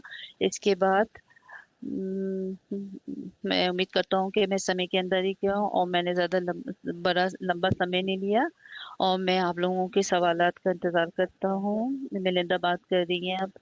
मेलिंदा कह रही है बहुत आपने अहम जानकारी दी है और बहुत अच्छी तरीके से सलाह दी है कि किस तरह ये एक गंभीर इमिग्रेशन का सिस्टम है ऑस्ट्रेलिया में, और क्या प्रोफेशनल माहिर की सलाह कितनी ज़रूरी है अगर आप अपने वीज़ा के विकल्प के बारे में देखना चाह रहे हैं। ज़्यादातर फर्क ये होता है कि अगर व्यक्ति जल्दी आ जाता है कानूनी सलाह के लिए तो हमारे लिए भी आसान हो जाता है, और जब ये लोग नहीं आते और उन्होंने खुद अपने लिए रास्ता चुन लिया तो हमारे लिए ये काफी मुश्किल हो जाता है, और फिर उनके लिए नया रास्ता सेटअप करने के लिए तो बहुत मुश्किल हो जाता है। हाँ, सही कह रहे हैं। इस वजह से यही एक कारण है, ये हम वेबिनार इसी कारण की वजह से हमने बोला हम अब हमारे प्रोग्राम के बारे में आए हैं, मैं जिसके बारे में भी बात करना चाहूंगी, जैसे कि 76 है या जो कम समय के वर्क वीजा में है। मुझे सुरक्षा का वीजा चाहिए, बल्कि उन्होंने ज्यादा और नहीं देखा कि क्या उनके पास कोई दूसरे विकल्प हैं, तो जरूरी कि दूसरे विकल्प को भी देखें सस्ता होने के लिए, कि फौरन ही जंप करें सुरक्षा वीजा के लिए। बहुत बहुत धन्यवाद आपका, और हम आपको वापस लिंक करेंगे जब हम क्वेश्चन टाइम के पास आएंगे। अब जो अब आपसे बारे में बात करेंगे इमिग्रेशन की सलाह के बारे में और अविधान की सहयोग स्कीम, हम इसको कहते हैं IAASS। ये उन व्यक्तियों के लिए जो प्रोटेक्शन वीजा के लिए आवेदन करना चाहते हैं, जो कि रामतन ने भी बारे में बताया है। मैं आपको बताऊंगी कि क्या प्रोग्राम करता है, कौन योग्य है इस प्रोग्राम के लिए, और इस प्रोग्राम में कैसे पहुंच हो सकती है। मैं सब और ये भी मैं बताऊंगी कि आप दूसरे प्रोफेशनल की सहयोग के लिए कैसे पहुंच सकते हैं, और अगर आप डिफरेंट टाइप के वीजे के लिए आवेदन करना चाहते हो। अच्छा, IAI-AAAS क्या है? IAAA ये सरकार का फंडेड प्रोग्राम है, और ये इजाजत देता है लोगों को जो ऑस्ट्रेलिया में है और उनको पनाह चाहिए है या सुरक्षा वीजे है, और उनको माइग्रेशन की सही चाहिए, इसमें योग्य के मानदंड है, मैं आपको अभी बताऊंगी। और SSI जो है वो ये एंटरप्रेन्योर के ये से प्रोग्राम है इनके साथ, और हमारे पास सेवा प्रोवाइडर देने वाली है रैमटन जिनके लिए काम करते हैं, और ये जो है माहिर सेवा जो देते हैं। अच्छा, जो लोग इस प्रोग्राम की पहुंचाई कर सकते हैं वो शितर होते हैं या छोटे समय के काम वाले होते हैं, और हमने बहुत मुख्तलिफ डिफरेंट देशों से लोग आते हैं। ये अगर उनका नियत होती है कि वो अप्लाई करे सुरक्षा के लिए अराइवल में, या उनके पास आए थे वो स्टूडेंट के लिए और काम करनी है, और जब वो यहाँ आए हैं तो उनके देश में कुछ बदलाव आया, तो जिसका मतलब है कि उनके लिए बहुत खतरा है वापस जाना। फॉर एग्जांपल ये है कि हम ये कह सकते हैं, म्यांमार का हम एग्जांपल दे सकते हैं। आप बहुत के पता है कि म्यांमार जो यहाँ पे थे स्टूडेंट्स जिनकी नीयत थी कि वो वापस जाएंगे अपनी शिक्षा कंप्लीट करने के बाद, मगर परिस्थिति जो है बिल्कुल उसमें बदलाव हो गया है इस साल के शुरू में आपके देश में। तो फिर हमारे पास वो भी लोग व्यक्ति पहुंच सकते हैं जिन्होंने पहले ही अपनी वीजा की एप्लीकेशन जमा करा दी है, मगर उन्होंने उस वक्त जो है माहिर की सलाह या सहयोग नहीं लिया था, और अब वो वापस इस चीज पर विचार कर रहे हैं कि हो सकता है ये हमारे लिए अच्छा होगा कि हम किसी माहिर की सलाह लें कि हम अपनी एप्लीकेशन कैसे ताकतवर बनाएं। और मे बी उनके इंटरव्यू के लिए बुलाया गया है और उनको इसके लिए सलाह चाहिए इंटरव्यू के लिए। और दूसरे ग्रुप जो इसमें पहुंच सकते हैं प्रोग्राम, जो ह्यूमैनिटेरियन की बुनियाद पे आए थे और उनके कैरेक्टर, उनके चरित्र के मसले की वजह से और वो वापस नहीं जा सकते अपने देश में। सबसे बड़ा फैक्टर जो है, जो इस प्रोग्राम में पहुंचते हैं, जो जिनके अफोर्ड नहीं कर सकते माइग्रेशन को और उनके लिए माली मुश्किल आता है, ये भी एक मेन क्राइटेरिया है हमारे प्रोग्राम को तक पहुंचने का। हमारे पास दो सेवा हैं। पहली जो है इमिग्रेशन की सलाह। इसमें क्या, ज्यादातर लोग व्यक्ति जो हैं वो योगी होते हैं।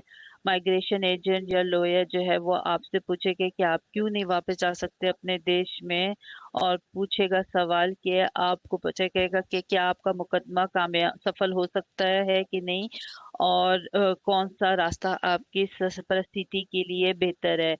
फिर वो बताएंगे काफी डिटेल में आपके कि आप किस तरह आप विधान डाल सकते हैं, अपनी अपनी विधान में क्या निकल सकते हैं, और ये जो है क्या प्रक्रिया कैसे लगेगा।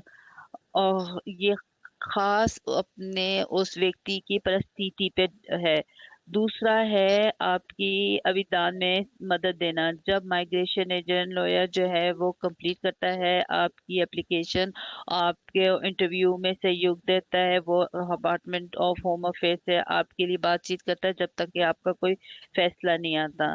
ज्यादा लोग जो है व्यक्ति इसको प्रेफर करते हैं, मगर इसके लिए भी योग्य होने के कोई मानदंड है।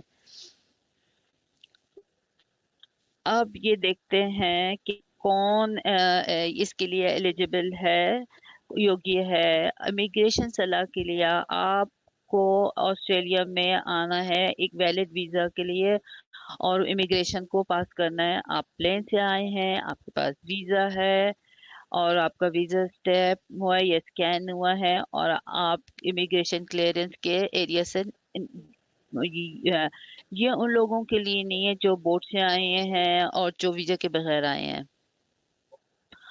और आपका इस वक्त कोई माइग्रेशन एजेंट, हालिया में कोई माइग्रेशन एजेंट ना हो, और अगर आपने पहले प्रोटेक्शन अप्लाई किया हो और आप अब पैसे का इंतजार कर रहे, तो आपको ये सेवा नहीं मिल सकती। सबसे बड़ा मंदिर, जैसे मैंने आपको पहले बताया था, वो है माली मुश्किलात। आपके पास बहुत लो इनकम है, इसका मतलब ये कि आप माइग्रेशन एजेंट को या लॉयर को आप पे नहीं कर सकते। आपको अपने बैंक स्टेटमेंट देने पड़ेंगे अपने सबूत के तौर पे। इसलिए हमारा SSI में हम लोग ये स्कोर है, और ये सब ऑनलाइन है भी। ये आपकी मदद करेंगे कि आप योग्य के प्रोसेस में आपकी सहयोग करेंगे, और आपके लिए ये देखेंगे कि आप इनकी सेवा के लिए योग्य हैं कि नहीं है। दूस,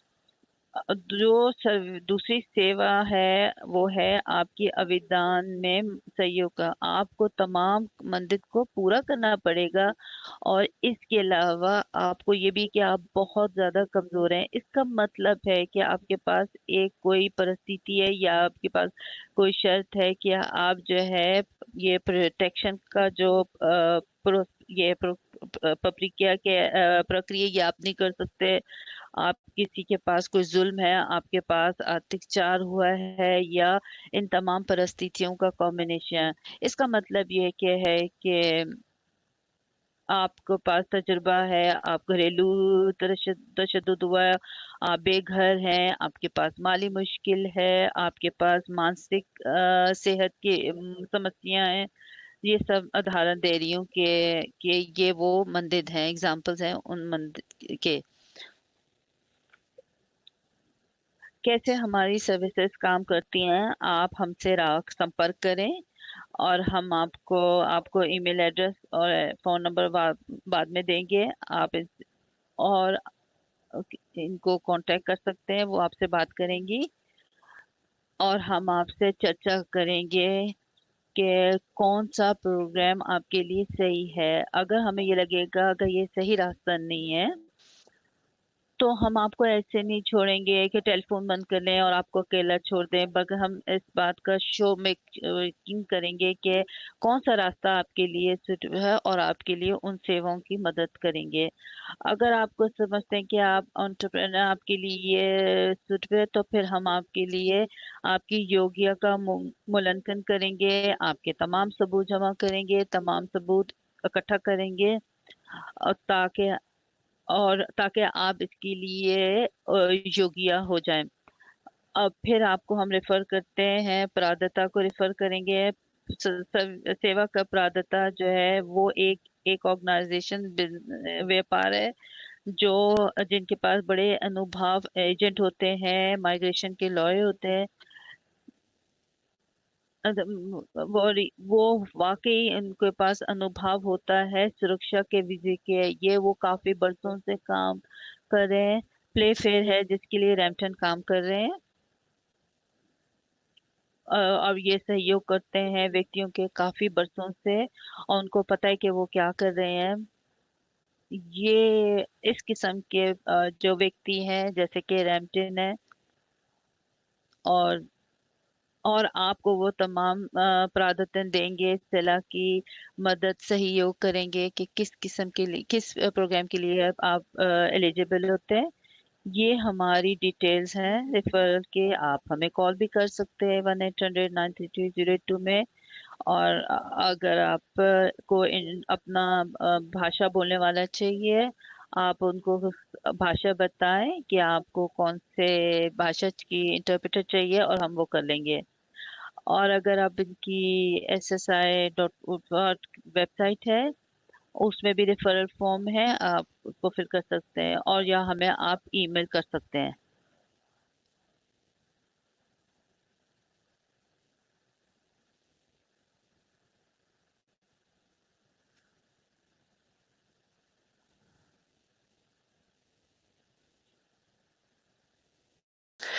Now, as I mentioned, जैसे मैंने पहले ये आपसे कहा था कि मैं कुछ और सेवा के बारे में भी बात करना चाहूंगी, क्योंकि ये जो है ये सबके लिए नहीं है, लेकिन कुछ कुछ और भी मुफ्त सेवा हैं जो कि आप जिसमें सलाह भी है कि अगर आप सुरक्षित वीज़ा के लिए अप्लाई कर सकते हैं। और हम लोग जो हैं कि विक्टोरिया से काफ़ी ज़्यादा लोग आए हैं ताकि आप लोग असाइलम सीकर या रेफ्यूजी लीगल पे जा सकते हैं। अगर उनके पास वक्त है या कैपेसिटी है तो वो आपकी सहायता कर सकते हैं। विभिन्न सेवा के दूसरी चीज़ें हैं, जैसे कुछ लोग जो WA से हैं, जो WA से भी लोग आए हैं और ग्रीन सर्कल से भी।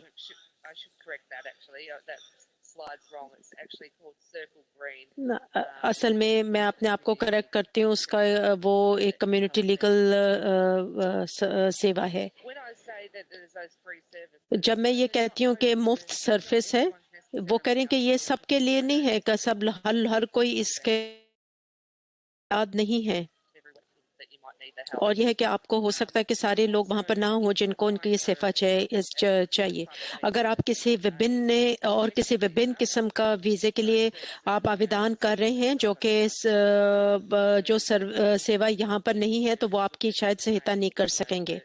हो सकता है कि आप लोगों को फिर यह है कि आप लोगों को माइग्रेशन सर्विस के लिए एक फ़ी देनी पड़े। हाँ जी, अगर आपको कोई यानी कि कोई प्रोवाइडर मिल जाए, जैसे प्रदाता मिल जाए, माइग्रेशन एजेंट्स होते हैं, माइग्रेशन लॉयर होते हैं, वहाँ पर एक वेबसाइट होती है जो कि एक सरकारी वेबसाइट है amara.gov.au, जहाँ पर आप माइग्रेशन एजेंट के लिए अपने राज्य में उसको आप देख सकते हैं। वो कह रहे हैं कि हमारे उसमें काफ़ी ज़्यादा विभिन्न है, कुछ हर राज्य की एक विभिन्न वेबसाइट है जो माइग्रेशन लॉयर के लिए जिसको अनुभव होगा EU में। हम लोग आपको सारी जो डिटेल्स हैं वेबिनार के बाहर भेज देंगे ताकि आपके पास वेबसाइट्स हों। जब हम लोग ये देख सकते हैं कि आपको कैसे वो प्रदाता मिलेगा जिसके ऊपर आप विश्वास कर सकें।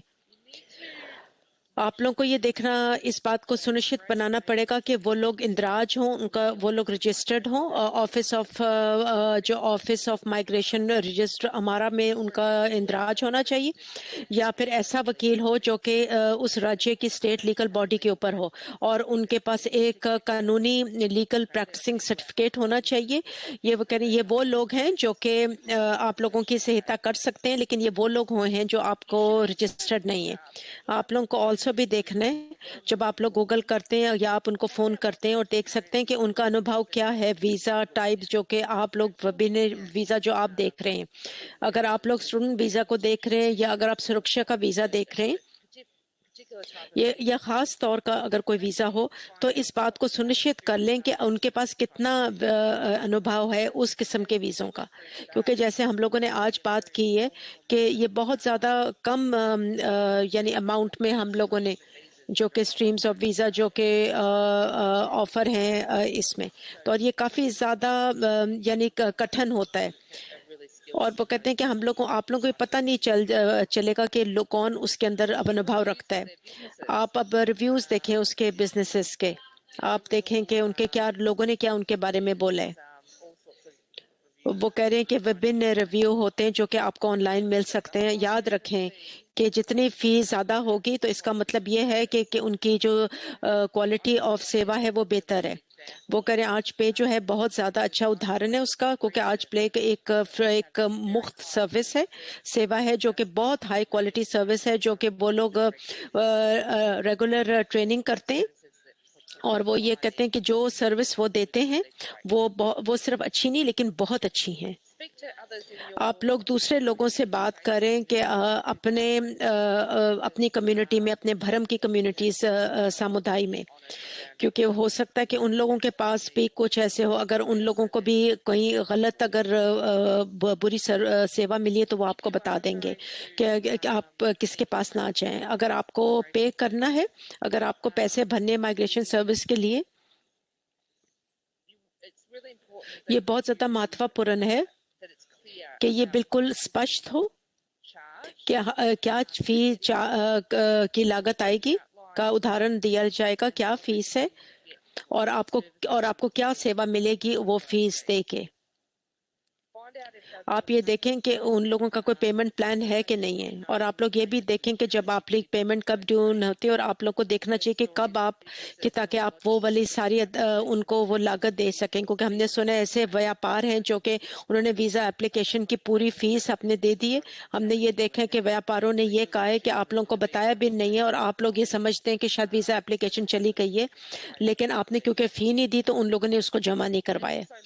हाँ जी, और इस बात को सुनिश्चित कर लें कि अगर कोई अजाफी कोई भी लागत आएगी, अगर कोई अजाफी सेवा चाहिए तो और उनसे पूछ लें कि वो कितना उसके लिए कितना उदाहरण लेंगे। जो रजिस्टर्ड माइग्रेशन एजेंट्स और लॉयर्स हैं उनका एक कोड ऑफ कॉन्डक्ट होता है। आपकी जो निजी जानकारी है उसको बिल्कुल खुफिया रखें, और आप लोग अपनी आवेदन के अंदर सारी इंफॉर्मेशन को कि आप लोग किस तरह शिकायत करें अगर आपको कोई सेटिस्फैक्शन नहीं हो रही। ये बहुत ज़्यादा महत्वपूर्ण है कि कोई माइग्रेशन एजेंट या कोई ऐसा वकील नहीं है कोई गारंटी दे सकता है कि वीज़े का आवेदन का क्या होगा। अगर किसी ने आपको कहा है तो उन्होंने झूठ बोला है। ये ऑस्ट्रेलिया के अंदर ये सरकार है जो कि इस चीज़ का निर्णय लेती है वीज़ा के बारे में, और उनको कोई भी इन्फ्लुएंस नहीं कर सकता। याद रखें कि जो वीज़ा की प्रक्रिया है ये काफ़ी लंबे समय ले सकता है। ये आपके माइग्रेशन एजेंट या वकील का कोई गलती नहीं है, और वो लोग इसके बारे में कुछ भी नहीं कर सकते बदकिस्मती से। ये बहुत महत्वपूर्ण है कि आप जो माइग्रेशन सपोर्ट है, ये बहुत महत्वपूर्ण है कि माइग्रेशन सहायता लें जहाँ का वीज़ा के समस्या में, क्योंकि हम रेगुलरली देखते हैं कि जो व्यक्ति हैं वो लोग गलतियाँ करते हैं या ऐसे आवेदन देते हैं जो कि सही नहीं होते, या जो पहले के आपने आवेदन डाली हुई होती है पेपर वो सही नहीं होते, और जो सरकार और डिपार्टमेंट ये इस बात का निर्णय करे कि आप एक सही व्यक्ति नहीं है और वो आपको वीज़ा ना दें।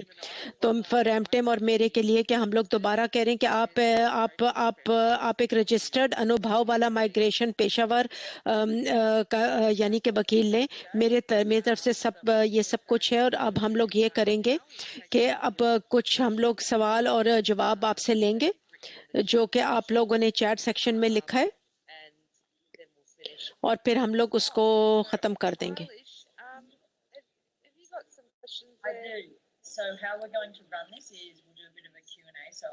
हम लोग अब क्वेश्चन एंड आंसर करेंगे। अब हम लोग क्वेश्चन एंड आंसर भेजेंगे और मैं देखूंगा कि कौन इसको वो दे सकता है। अभी हमारे पास 6 सवाल हैं। अगर बंदे ने अपने सारे वर्ल्ड कप को ख़त्म कर दिया है, रेफ्यूजी जिसमें अगर उनका BRPP भी नेगेटिव आया ATT और FCC में, क्या आया वो किसी और किस्म का किसी और विभिन्न वीज़ा के लिए आवेदन कर सकता है? जी, इसका जवाब है नहीं।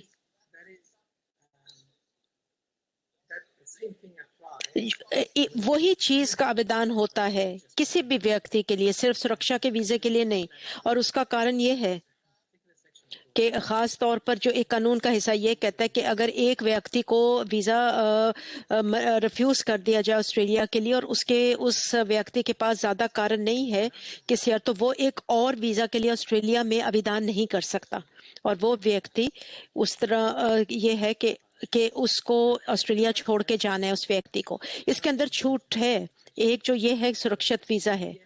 हाँ, कुछ छूट है इसके अंदर जो कि हो सकती हैं, जहाँ पर एक व्यक्ति अप्लाई कर सकती है प्रोटेक्शन वीज़ा के लिए। लेकिन जो कानून है वो ये भी कहता है कि आप लोगों को ये सारा कुछ और आप एक उस व्यक्ति को एक और वीज़े के लिए आवेदन डालने के लिए आप उसको एक मौका दें। लेकिन ये एक बहुत ज़्यादा महत्वपूर्ण स्थितियां होती हैं या बहुत ज़्यादा ऐसी यानी एक्सेप्शनल स्थितियां होती हैं जिसमें ये व्यक्ति कर सकता है। वो कह रहे हैं कि ये है कि एक और वीज़ा के लिए भी अप्लाई कर सकता है और वो लोग सारे वो कर सकते हैं। हाँ जी, जो दूसरा वीज़ा है वो कह रहे जो भी प्रोटेक्शन वीज़ा होता है वो लोग कह रहे, मैं उसका भी एक आपको जवाब दूंगा। अगर बंदे के सारे जो हक हैं वो ख़त्म हो गए और सारे विकल्प ख़त्म हो गए, तो उनके लिए जो विकल्प है वो ये होगा कि वो निष्ठा पे जाएं और आप उनसे सवाल कर सकें और उनके पास बहुत अच्छा कारण होना चाहिए कि वो क्यों एक और वीज़े के लिए आवेदन दे रहे हैं। और वो कह रहे हैं कि ये सारा उनके ऊपर है। ये कई दफ़ा ये लोगों को सफलता भी हुई है, लेकिन कुछ ऐसे समय भी हुआ है जिसमें उन लोगों ने कह दिया कि नहीं। और इधर ऑस्ट्रेलिया में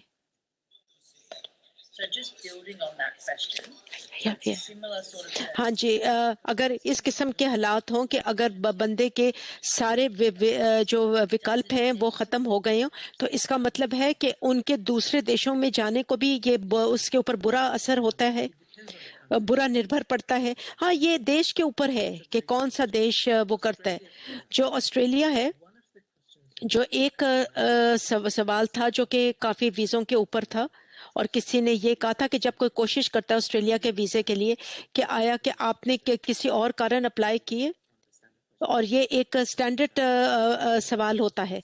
और जो एक और सवाल पूछा जाता है कि आया आपको कभी भी वीज़ा मना हुआ है, रिफ्यूज़ हुआ है? अगर एक बंदे को रिफ्यूज़ नहीं हुआ है, अगर हुआ है तो हो सकता है कि उनके आवेदन के ऊपर ये असर पड़े ऑस्ट्रेलिया के अंदर। जो ऑस्ट्रेलिया के अंदर उनके जानकारी की बांटने के भी एक वो है, एग्रीमेंट है कुछ देशों के साथ। वो लोग देखते हैं दूसरे लोगों को और वो कई व्यक्तियों को देखते हैं, और वो ऐसे ये होता है उस समय होता है जब वो वीज़ा दे रहे होते हैं ताकि वो चित्रित पे आपके देखते हैं कि आपका चित्र कैसा है, और वो देखते हैं कि उन्होंने सही जानकारी दी है कि नहीं।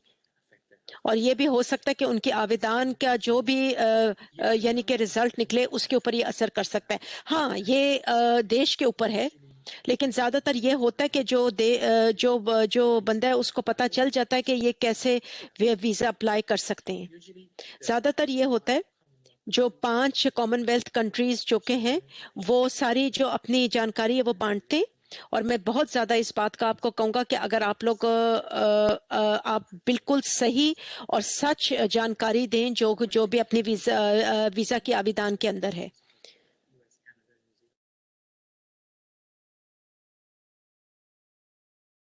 all the लोग अपनी सारी जो जानकारी है वो सही तरह दे सकें, जो कुछ भी वो जानकारी मानते। और अगर ये सबसे ज्यादा जो बुरी चीज है वो ये हो सकती है, मैं आपको इतनी ज्यादा उदाहरण दे सकता हूँ कि बहुत ज्यादा लोग हैं जो कि जिन्होंने अपराधी हैं और उन लोगों ने ये फॉरवर्ड की है ये सारी जानकारी, और डिपार्टमेंट ने कहा हाँ ठीक है ये तुम्हारा वीजा क्योंकि तुमने पहले ही सारी जानकारी दे दी है। और ये बहुत ज्यादा छोटी मोटी चीजें होती हैं जिनके ऊपर आपका वीजा जो है वो, और आपको ये देश को देखने और आपने सारे सवालों के जवाब देने और वो सारा कुछ सही ताकि हो। हाँ जी, ये बहुत ज्यादा दिलचस्प है कि आपने अपराधी जो एक्टिविटी उसके ऊपर आपने देखा। जो मेरा अगला सवाल है वो ये है, अगर अगर आपको यानी कि प्रोसिक्यूशन मिले जो आपके अपने देश से, जैसे कि अगर आपने किसी को मारा हो या आपने कोई ऐसा अपराध किया हो, तो फिर सरकार इसको कैसे देखेगी? अब हम ये देखते हैं कि 2 किस्म की चीजें होती हैं। related to protection visa or non-protection visa application. So let's look at both separately.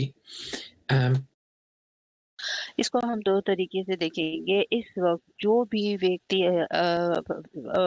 Australia के वीजा के लिए अप्लाई किया है जो कि 1 साल से ज्यादा है, उसको कैरेक्टर का मंदित पास करना पड़ेगा।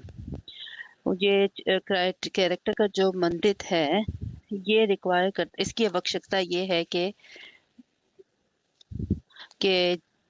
अगर उसके पास क्रिमिनल रिकॉर्ड है किसी भी किस्म का और 1 साल की जेल कर दी है जेल में, वो ये चारित्र का मंदित पूरा नहीं कर सकता। ऑस्ट्रेलिया ने बोला कि वो गैर मुनसिफाना तौर पे बहुत से व्यक्तियों को डिपोर्ट कर रहे हैं। ये इस कारण है कि ऑस्ट्रेलिया ने इन पिछले कुछ सालों में एक बड़ा स्ट्रिक्ट मंदिर बनाया है पर व्यक्ति के चारित्र पे। अगर वो चारित्र के मंदिर को आवश्यकताओं को नहीं पूरा करता तो उसे वीजा नहीं मिलेगा ज्यादा तौर पे। और ये मुतालिका नहीं है सुरक्षा वीजा के लिए। जो भी व्यक्ति अब ऑस्ट्रेलिया के वीजा के लिए अप्लाई कर रहा है उसमें सुरक्षा जरूरी है कि वो सविस्ता का और चारित्र का जो मंदित है उसको आवश्यकताओं को पूरा करें। अगर पर्सन का कोई क्रिमिनल रिकॉर्ड है तो डिपार्टमेंट जो है वो व्यक्ति के बेस पे देखता है और आपके परिस्थिति को देखता है और क्रिमिनल रिकॉर्ड्स देखता है। और उन देशों में और वो क्राइम जुर्म अगर वो जुर्म नहीं है ऑस्ट्रेलिया में और वो 1 बरस से उसको सजा मिली है क्योंकि और वो जुर्म ऑस्ट्रेलिया में जुर्म नहीं है। लेकिन ये कुछ है कि मैं आपको बहुत ज्यादा जोर डालूंगा कि इस मौके पे आप जरूर जो है कानूनी सलाह लें। अच्छा, प्रोटेक्शन वीजा के बारे में अगर अगर मैं ये समझता हूँ कि ये प्रोटेक्शन वीजा के मुतालिक का सवाल है, मेरे पास बहुत से क्लाइंट्स हैं जिनकी बुनियाद है प्रोटेक्शन वीजा की, सुरक्षा वीजा की।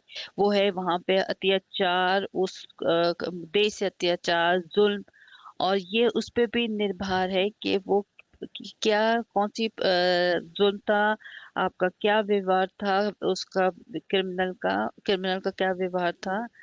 अगर व्यक्ति जो है अगर उसको प्रोसिक्यूट किया गया किसी सियासी कारण की वजह से और क्रिमिनल रिकॉर्ड है इसका इस सियासी राज के बारे में, तो ये बड़ा समस्या नहीं है।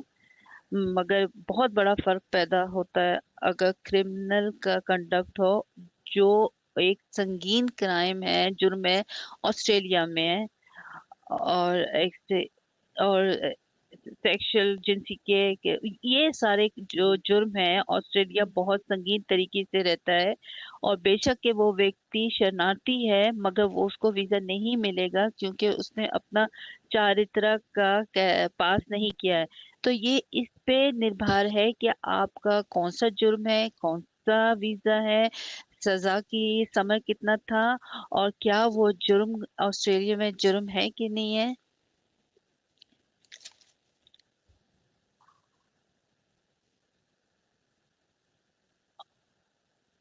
और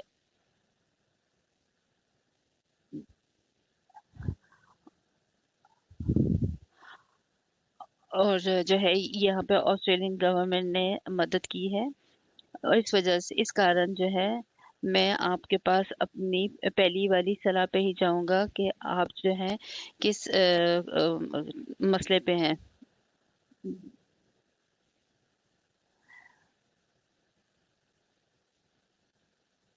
क्या आप वीजा सब क्लास 204 और कौन सी ऑर्गेनाइजेशन ऑस्ट्रेलिया में आप ये स्पॉन्सरशिप दे सकती है इन आवेदन के लिए। अच्छा सवाल है। जो ऑर्गेनाइजेशन ऑस्ट्रेलिया में चेंज होती रहती है, मुख्तलिफ मुख्तलिफ है, बहुत बहुत से नंबर हैं ऑर्गेनाइजेशन के, मगर अभी इस वक्त मुझे याद नहीं है अपने जहन में। मगर ये काफी इसमें बदलाव आया है। और आप देखते हैं न्यूज़ में, खबरों में कि ऑस्ट्रेलिया को इसको बढ़ाना चाहता है, और मुमकिन है कि वो पॉसिबिलिटी है कि नंबर बढ़ते जाएं उन इदारों के। अब मैं आपसे ये बात कर रही हूँ, क्या ये समाज के सहयोग के प्रोग्राम के बारे में बात कर रहे हैं। ये एसएसआई है वो ऑर्गेनाइजेशन जिनके लिए मैं काम करती हूँ, और ये हम समाज के प्रोग्राम प्रोवाइडर हैं, और आपके साथ उन व्यक्ति लोगों के साथ काम करते हैं जो इसमें दिलचस्पी लेते हैं, और हम आपको और भी सेवा दे सकते हैं कि जो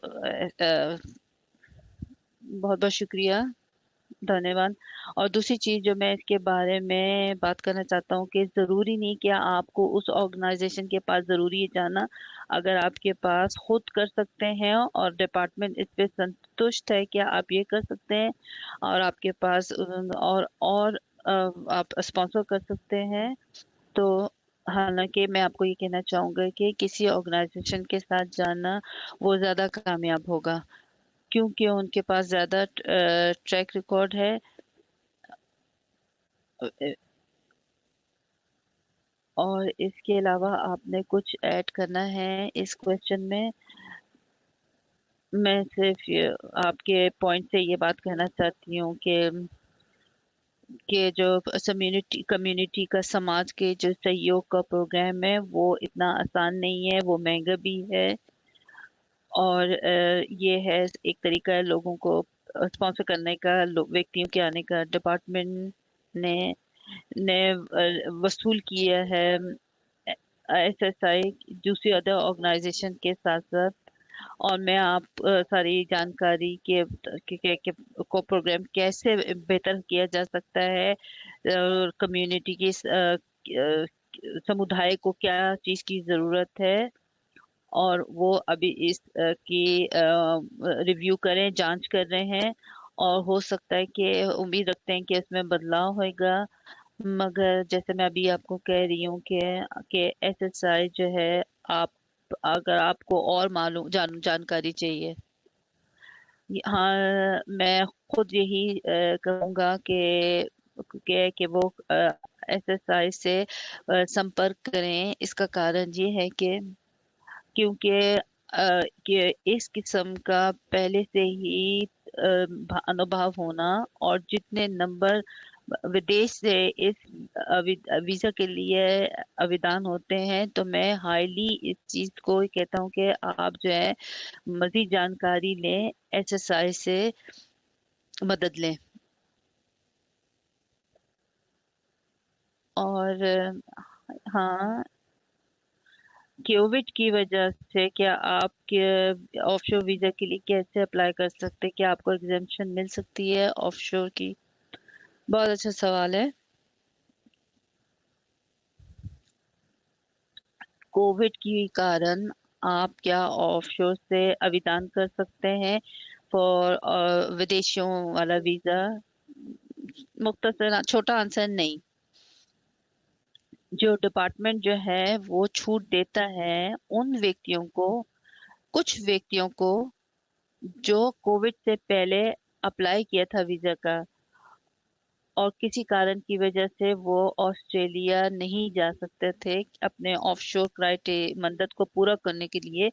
मगर जब से कोविड हुआ है कि हमें इस परिस्थिति का पता है, आपको ये परिस्थिति पता है और आपको अपने सारा प्लान करना चाहिए था इस परिस्थिति को देख के। इस कारण जो है डिपार्टमेंट जो है वो एग्जाम्शन नहीं देता उन व्यक्तियों को जो जो ऑनशोर और जिनको सफर करना है ऑफशोर। मैं इसके बारे में तमाम थोड़ी जानकारी देना चाहता हूँ और इस परिस्थिति के बारे में।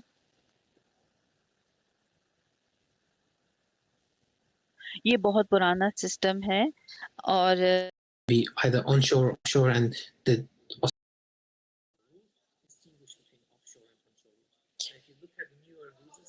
हाँ जी, जो अब नए वीज़ाज जो कि अभी आए हैं, अगर आप उनको देखें, उनका अब वो मदद नहीं है और कुछ जो वीज़े हैं अभी तक उनके अंदर यही सारा कुछ है। अब जो अगर हम लोग देखते हैं जो पार्टी है ऑफशोर की, बहुत जो वो हैं क्लाइंट्स हैं, हम लोगों ने ये देखा कि आप लोग जो है सलाह के लिए आए क्योंकि आपको हो सकता है कोई विकल्प हो, लेकिन ज़्यादातर ये है कि एक ऐसा व्यक्ति जिसके पास काफ़ी ज़्यादा कठिन रास्ते होते हैं जिनको उन्होंने जाना है। कई मेरे पास क्लाइंट हैं जिन्होंने फ़ायदा उठाया है जो लूप होल का या ट्रैवल बबल का न्यूजीलैंड के रखा, और उन लोगों ने न्यूजीलैंड चले गए, उन्होंने अप्लाई किए और मैंने उनको भी ये कहा है कि वो लोग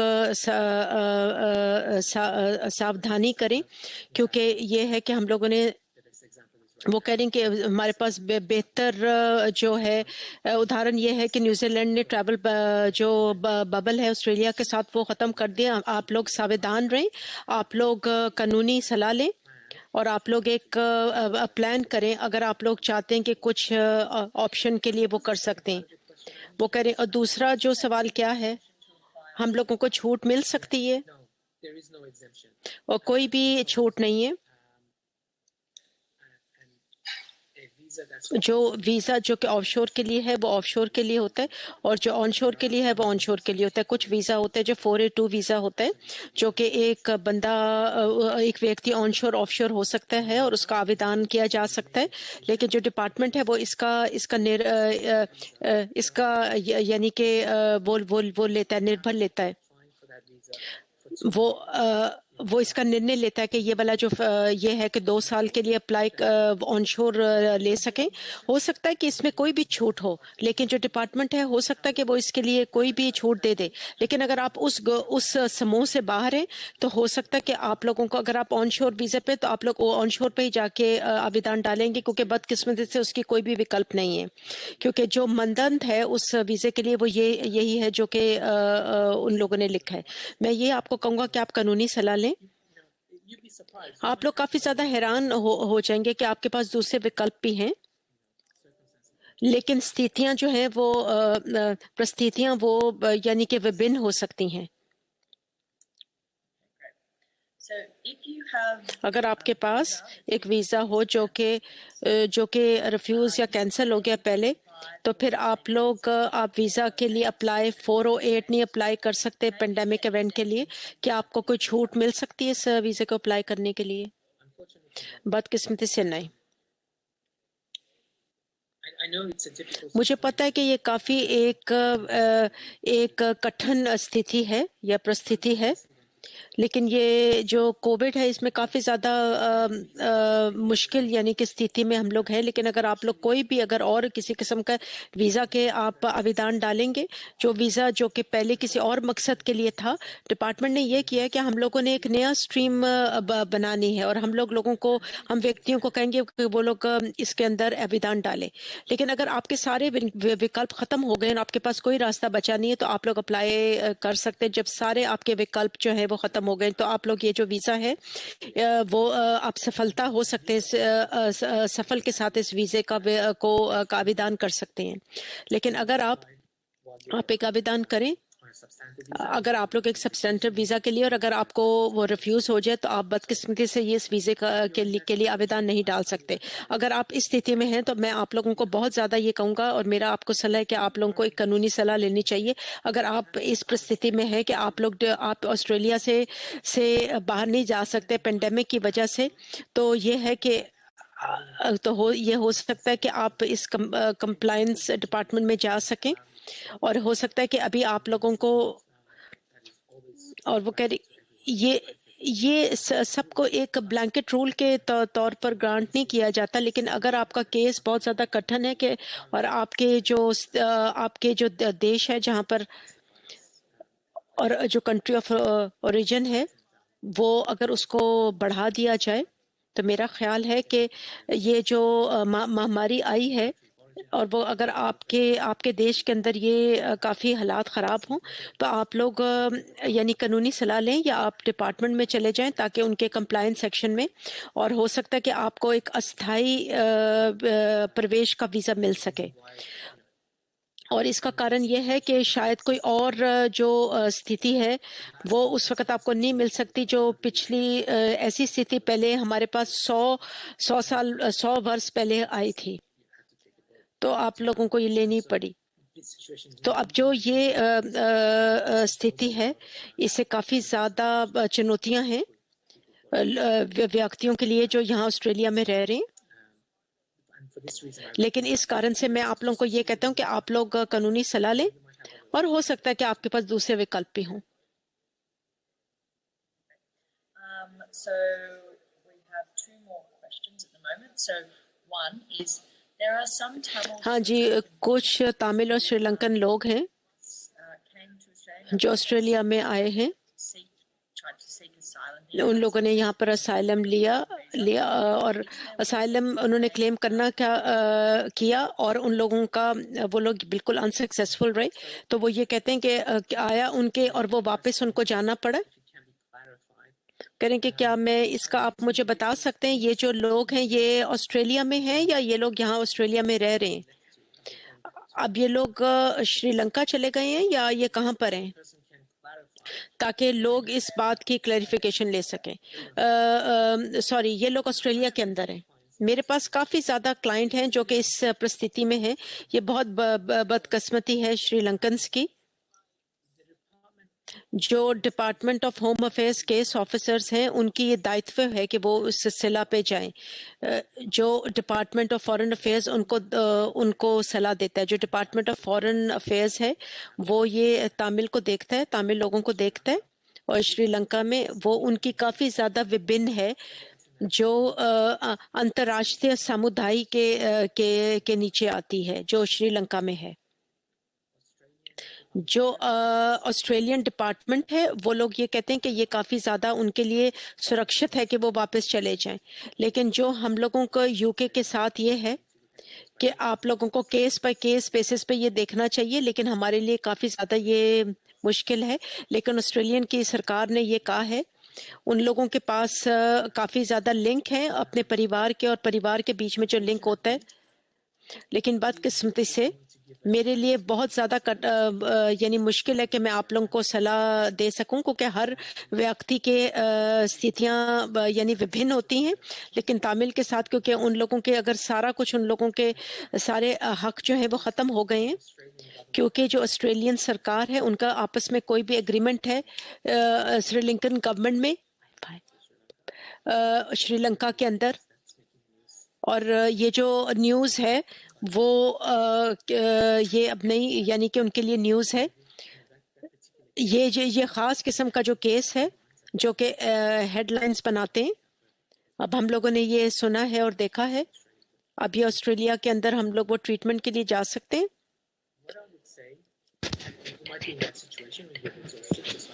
हाँ जी, जो अगर आप इसी भी स्थिति में है तो मैं ये रेकमेंड करूंगा, अगर आपने कानूनी सलाह अभी तक नहीं ली तो वो आप कर लें, क्योंकि ये आपके पास आखिरी रास्ता है। और दूसरी चीज जो मैं कहूँगा वो ये है कि बदकिस्मती से तामिल के साथ ये काफी ज्यादा विभिन्न है कि आप उनके साथ जो केस है उसको आर्ग्यू नहीं कर सकते, क्योंकि जो उनके अभी देश की जो भी जानकारी मिलती है, और कई बार ये होता है कि जो व्यक्ति हैं वो लोग जब तक परिस्थितियां में परिवर्तन ना आ जाए, बदकिस्मती से मैं और कुछ नहीं कह सकता हूं कि आप सीकल एडवाइस लें और देखें कि अगर कोई भी अगर किसी किस्म का कोई रास्ता है। कई लोगों के काफी ज्यादा माली हार्डशिप हो रहे हैं। That was a question? No. क्या ये सवाल था? ये सिर्फ मालूमात दे रहे जा रहे हैं। हाँ, अगर आपके वीजा कहता है कि काम की इजाजत नहीं, ये निर्भर करता है कि आप किस वीजे पे हैं। अगर उदाहरण के आप विजिटर वीजा में हैं तो ऑब्सोल्यूट बिल्कुल नहीं है, आप काम नहीं कर सकते, कुछ नहीं करते। हालांकि कभी कभार, और जिस दर में यहाँ मैं कहूँगा कि आपको जो है कानूनी सलाह लेनी चाहिए। और मुझे पता है कि कि आपके पास माली जरिया नहीं है कानूनी सलाह लेने का, कि हम जो कुछ कर सकते हैं हम आपको हमें तुरंत एक्सप्लेन कर दें अपनी परिस्थिति के बारे में। अगर वो यदि आप उस वीजा में हैं जो वीजा आपको बदलाव की इजाजत देता है, तो आप उसकी शर्तों को चेंज कर सकते हैं, तो आप कर सकते हैं। ये मुकदमे पे बुनियाद है। और ये इस पे भी निर्भर है कि क्या आप, ये इतना महत्वपूर्ण सवाल है कि मैं इसका सीधा जवाब नहीं दे सकता। लाइक व्यक्ति वीजा में है वो नहीं चेंज कर सकते, मगर हम उनको जो है डायरेक्टली सीधा संपर्क कर देते हैं। अगर आप शेयर वीजा में हैं तो आपको वर्क काम करने के अधिकार है। अगर आपके पास काम करने के अधिकार नहीं, तो मैं यही सलाह दूंगा कि आप हमसे संपर्क करें ताकि हम देखें। शेयर वीजा में, अगर ब्रिजिंग वीजा में है जो कनेक्ट वीजा होता है, मुझे लगता है वर्क वीजा है। मैं हैरान कुन हूँ, अगर आप नहीं है तो आप ये कह सकते हैं कि हम आपके लिए डिपार्टमेंट के पास जा सकते हैं और वो आपके वीजा में लिखें या वापस लिखें। दूसरा ये है कि अगर ब्रिजिंग वीजा है आपके पास, तो आप कैसे सुरक्षा का वीजा की आवेदन कर सकते हैं। अगर आपने पहले ही सुरक्षा वीजा के लिए पहले अप्लाई किया है, लेकिन अगर आप ब्रिजिंग वीजा में है तो आपको कोई रोक नहीं सकता सुरक्षा का वीजा का अप्लाई करने का। मगर सुरक्षा का वीजा अप्लाई करने से पहले कि आप को मैं नहीं सलाह दूंगा कि आप सलाह लिए बगैर इसको अप्लाई करें। हो सकता है कि आपके पास दूसरे विकल्प भी हो सकता है कि यही आपके पास एक हद वाले विकल्प हो। मेरे पास बहुत से क्लाइंट आए हैं और उनको कोई फ्रेंड या कोई उसने उनको सलाह दी कि प्रोटेक्शन वीजा के लिए की सलाह दिया, मगर उनके पास बहुत से और दूसरे विकल्प थे। तो फिर आपके पास एक ही विकल्प रह जाता है कि आप ऑस्ट्रेलिया छोड़ के चलाए। अगर आप ब्रिजिंग वीजा में हैं, हाँ, कोई एक हद है लिमिट कि आपके पास लिमिटेड वीजा है, उसमें से सुरक्षा का वीजा भी है। मगर बेहतर है कि मैं आपको सलाह दे रहा हूँ आमतौर पे, कि मैं ये भी सलाह दे रहा हूँ कि आप ये भी देखें कि आपके पास कौन सा वीजा था ब्रिजिंग वीजा से पहले, और इस बुनियाद पे आप आवेदन कर सकते हैं सुरक्षा वीजा के लिए। अच्छा, ये बड़ा अच्छा सवाल है। जो नए नए प्रोटेक्शन वीजा के आवेदन है उनके पास बैंक स्टेटमेंट नहीं होता है, तो वो कैसे अपने, हाँ, माली जो मुश्किलात है मंदात को कैसे पूरा करे। अच्छा सवाल है। हाँ, बहुत से व्यक्तियों के पास ऑस्ट्रेलिया के बैंक अकाउंट नहीं है। वे ट्रिकी हो जाता है कि फिर हम क्या करते हैं कि हम फाइनेंशियल मुश्किलात का, माली मुश्किलात का एक फॉर्म होता है और उसमें कुछ सवाल होते हैं और हम उनके साथ, आपके साथ सवाल जाते पुर करते हैं और इसमें आपके बारे में, आपके आमदनी, आपके एसेट्स हैं, आपके पास कोई कर्जा है, आपका खर्चा है, ये काफी डिटेल में जाता है और फिर आप इसको दस्तखत करते हैं और ये आपको किसी मुनासिब व्यक्ति के पास जाना पड़ेगा, यानी जस्टिस ऑफ पीस के पास, और वो दस्तखत करेगा ताकि ये एक डिक्लेरेशन बन जाए। पर ये दस्तावेजात को एक कानूनी कागज बना देता है। ये ये बता देता है कि आपके पास माली जरिया नहीं है कि आप कर सके, और आप या फिर आप किसी माइग्रेशन एजेंट या वकील से बात करें। और लोग कहते हैं कि हाँ, ये तो बहुत आसान तरीका है बनिस्बत के हम बैंक स्टेटमेंट लें, मगर ये एक कानूनी डॉक्यूमेंट है और होम अफेयर्स के पास ये डॉक्यूमेंट जमा होता है। और अगर आप ये कहते हैं कि बैंक अकाउंट है और उस वक्त आपके पास पैसे थे, तो जरूरी है कि आप सच बोले। ये तरीका है आपके पास अगर माली मुश्किल है, अगर और आपके पास बैंक स्टेटमेंट नहीं है तो। दूसरा क्वेश्चन ये कि क्या आप ग्लोबल टेलनेट की चुनवाई के बारे में बात कर सकते हैं, नामांकन के बारे में बात कर सकते हैं। अम, ये बहुत लंबा होगा। मैं आपको बताऊंगा। जैसे ग्लोबल टैलेंट जो है एक नया वीजा है जो कि लाया गया, और डिपार्टमेंट ऑफ इमिग्रेशन ने 2 साल पहले लाया था। उसके 2 स्ट्रीम हैं। ये इसमें आवश्यकता है कि आप इतने हुनरमंद हो, इतने हुनरमंद हो, इतने टैलेंट हो, अंतर्राष्ट्रीय के बेटे पे अपने कौशल की बुनियाद पे, और आप अभिदान कर सकते हैं जो जो चीजें आपने हासिल की हैं, मगर उसके लिए एक टेस्ट है। ये आसान, बहुत आसान नहीं है उस मानदंड को पूरा करना। दूसरा है इसका निश्चित वाली हद भी है, मगर उसके लिए वो कहते हैं कि आपके आपके पास नियोक्ता भी होना चाहिए, और या फिर आपके पास नियोक्ता कोई आपको स्पॉन्सर करे ऑस्ट्रेलिया में।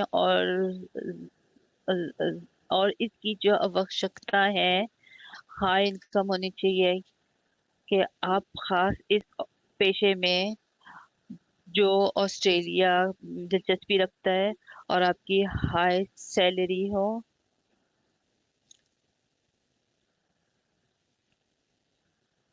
कुछ लागत है, और जरूरी है कि आप डिस्ट्रिक्ट यानी बिल्कुल नुमाया नजर आए हैं अपने उस फील्ड में। ये बहुत मुश्किल टेस्ट है इसकी आवश्यकता को पूरा करने। अगर आपको लगता है कि आप इस मंदिर को पूरा करते हैं, तो आपके पास योग्य होना चाहिए, आपके पास एम्प्लॉयर होना, पोटेंशियल एम्प्लॉयर होना चाहिए, और आप बहुत ही माहिर हो अपनी फील्ड में, और अंतर्राष्ट्रीय के तौर पे आप मशहूर हो।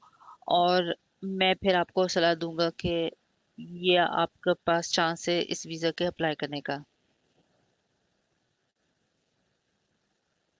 2 सवाल और है। पहला सवाल ये है कि अगर इस चीज की रिकॉर्डिंग है, क्यों तो हर चीज समझना मुश्किल थी। मेरी समझ ये कि हाँ, ये रिकॉर्डिंग हो रही है, और हम जो है हम स्लाइड जो है दे सकते हैं, औ- और और हम ये रिकॉर्डिंग वीडियो में पुट करके और उसका लिंक भी हम दे देंगे मुख्तलिफ भाषाओं में। आप इंतजार करें उस ईमेल के आने का। और आखिरी क्वेश्चन ये है कि जब हम अप्लाई कर लेते हैं और हम इंतजार कर रहे हैं प्रोटेक्शन वीजा के, तो कहते हैं कि लोग ब्रिजिंग वीजा में, और जबकि करंट वीजा एक्सपायर होता है। क्या वो ब्रिजिंग वीजा की कंडीशन है कि काम कर सकता है अगर वो उसके पास से, अगर वो पहले 485 वीजा में है? हाँ जी। आपके पास बगैर किसी हिम्मत के अगर आपने सस्ताए सुरक्षा का वीजा अप्लाई किया है और आपके पास अधिकार है किसी भी हद के काम करने के, बगैर किसी हद के काम करने के, और आपकी पहुंचाई हो सकती है कि आपके पास शिक्षा हासिल करने के भी अधिकार हैं। इसका मतलब ये वो बिल्कुल सेम नहीं है कि आपको वही अधिकार मिले जो कि ऑस्ट्रेलियन नागरिक के हैं या जो जो ऑस्ट्रेलियन निवास होल्डर है। आपको कंसेशन फीस में कोई कटौती नहीं मिलेगी, मगर आप फिर भी अध्ययन कर सकते हैं। दूसरा सवाल जो हम कर सकते हैं निजी परिस्थिति के बारे में, मैं लोगों को इस चैट में जवाब दे रही हूँ। अगर अगर आपको हम आपको जो है इस वेबिनार के बारे में आज या शुरू के हफ्ते, आने वाले हफ्ते के शुरू में हम आपको जवाब दे देंगे। बहुत बहुत शुक्रिया आलेश, ये जो है बहुत अच्छा क्वेश्चन थे और बहुत मुख्तलिफ सवालात थे और कुछ आम क्वेश्चन भी थे, और ये अच्छा हुआ कि हमने इन सवालों के जवाब दिए आज शाम। आज यही हमारे पास समय था आज के लिए, और मैं सबको धन्यवाद कहना चाहती हूँ जो इस शाम को जिन्होंने ज्वाइन किए हैं। मुझे पता है बहुत ज़्यादा जानकारी है लेने के लिए, ये ज्यादा कोई अच्छा तरीका नहीं है कि आप अपनी थर्सडे की रात, मगर आप हो सकता है कि आपको ये मदद करेगा कि आप अपने माइंड में सोचें कि आपने किस दिशा में जाना है और के वीजा के रास्ते में और कहाँ से आपको सहयोग मिल सकती है। अगर आपको किसी सहयोग की जरूरत है, हमने आपको 100 मरतबा यही सलाह दी है कि आप किसी माहिर की सलाह लें अपने वीजा के रास्ते के लिए। मैं सबके लिए धन्यवाद देना चाहती हूँ रैमसिन को कि उन्होंने अपने अपना महारत बताई, और बड़ी मैं आपकी कदरदान हूँ, और एलिश की भी प्लेफेयर की जिन्होंने हमारी सहयोग की इस तमाम प्रेजेंटेशन में वेबिनार आज की शाम के लिए।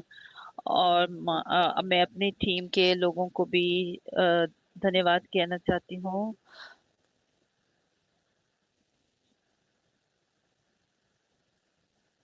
Is working and interpreting everything that we've been saying this entire 2 hours, so a big thank you to them. हाँ जी, और मैं बहुत ज़्यादा उनका शुक्रिया अदा कर रही हूँ सबका, और मैं अब आप लोगों को ज़्यादा जानकारी दूंगा और हम लोग इस वेबिनार को देंगे। और बहुत धन्यवाद और आपका गुड नाइट जी।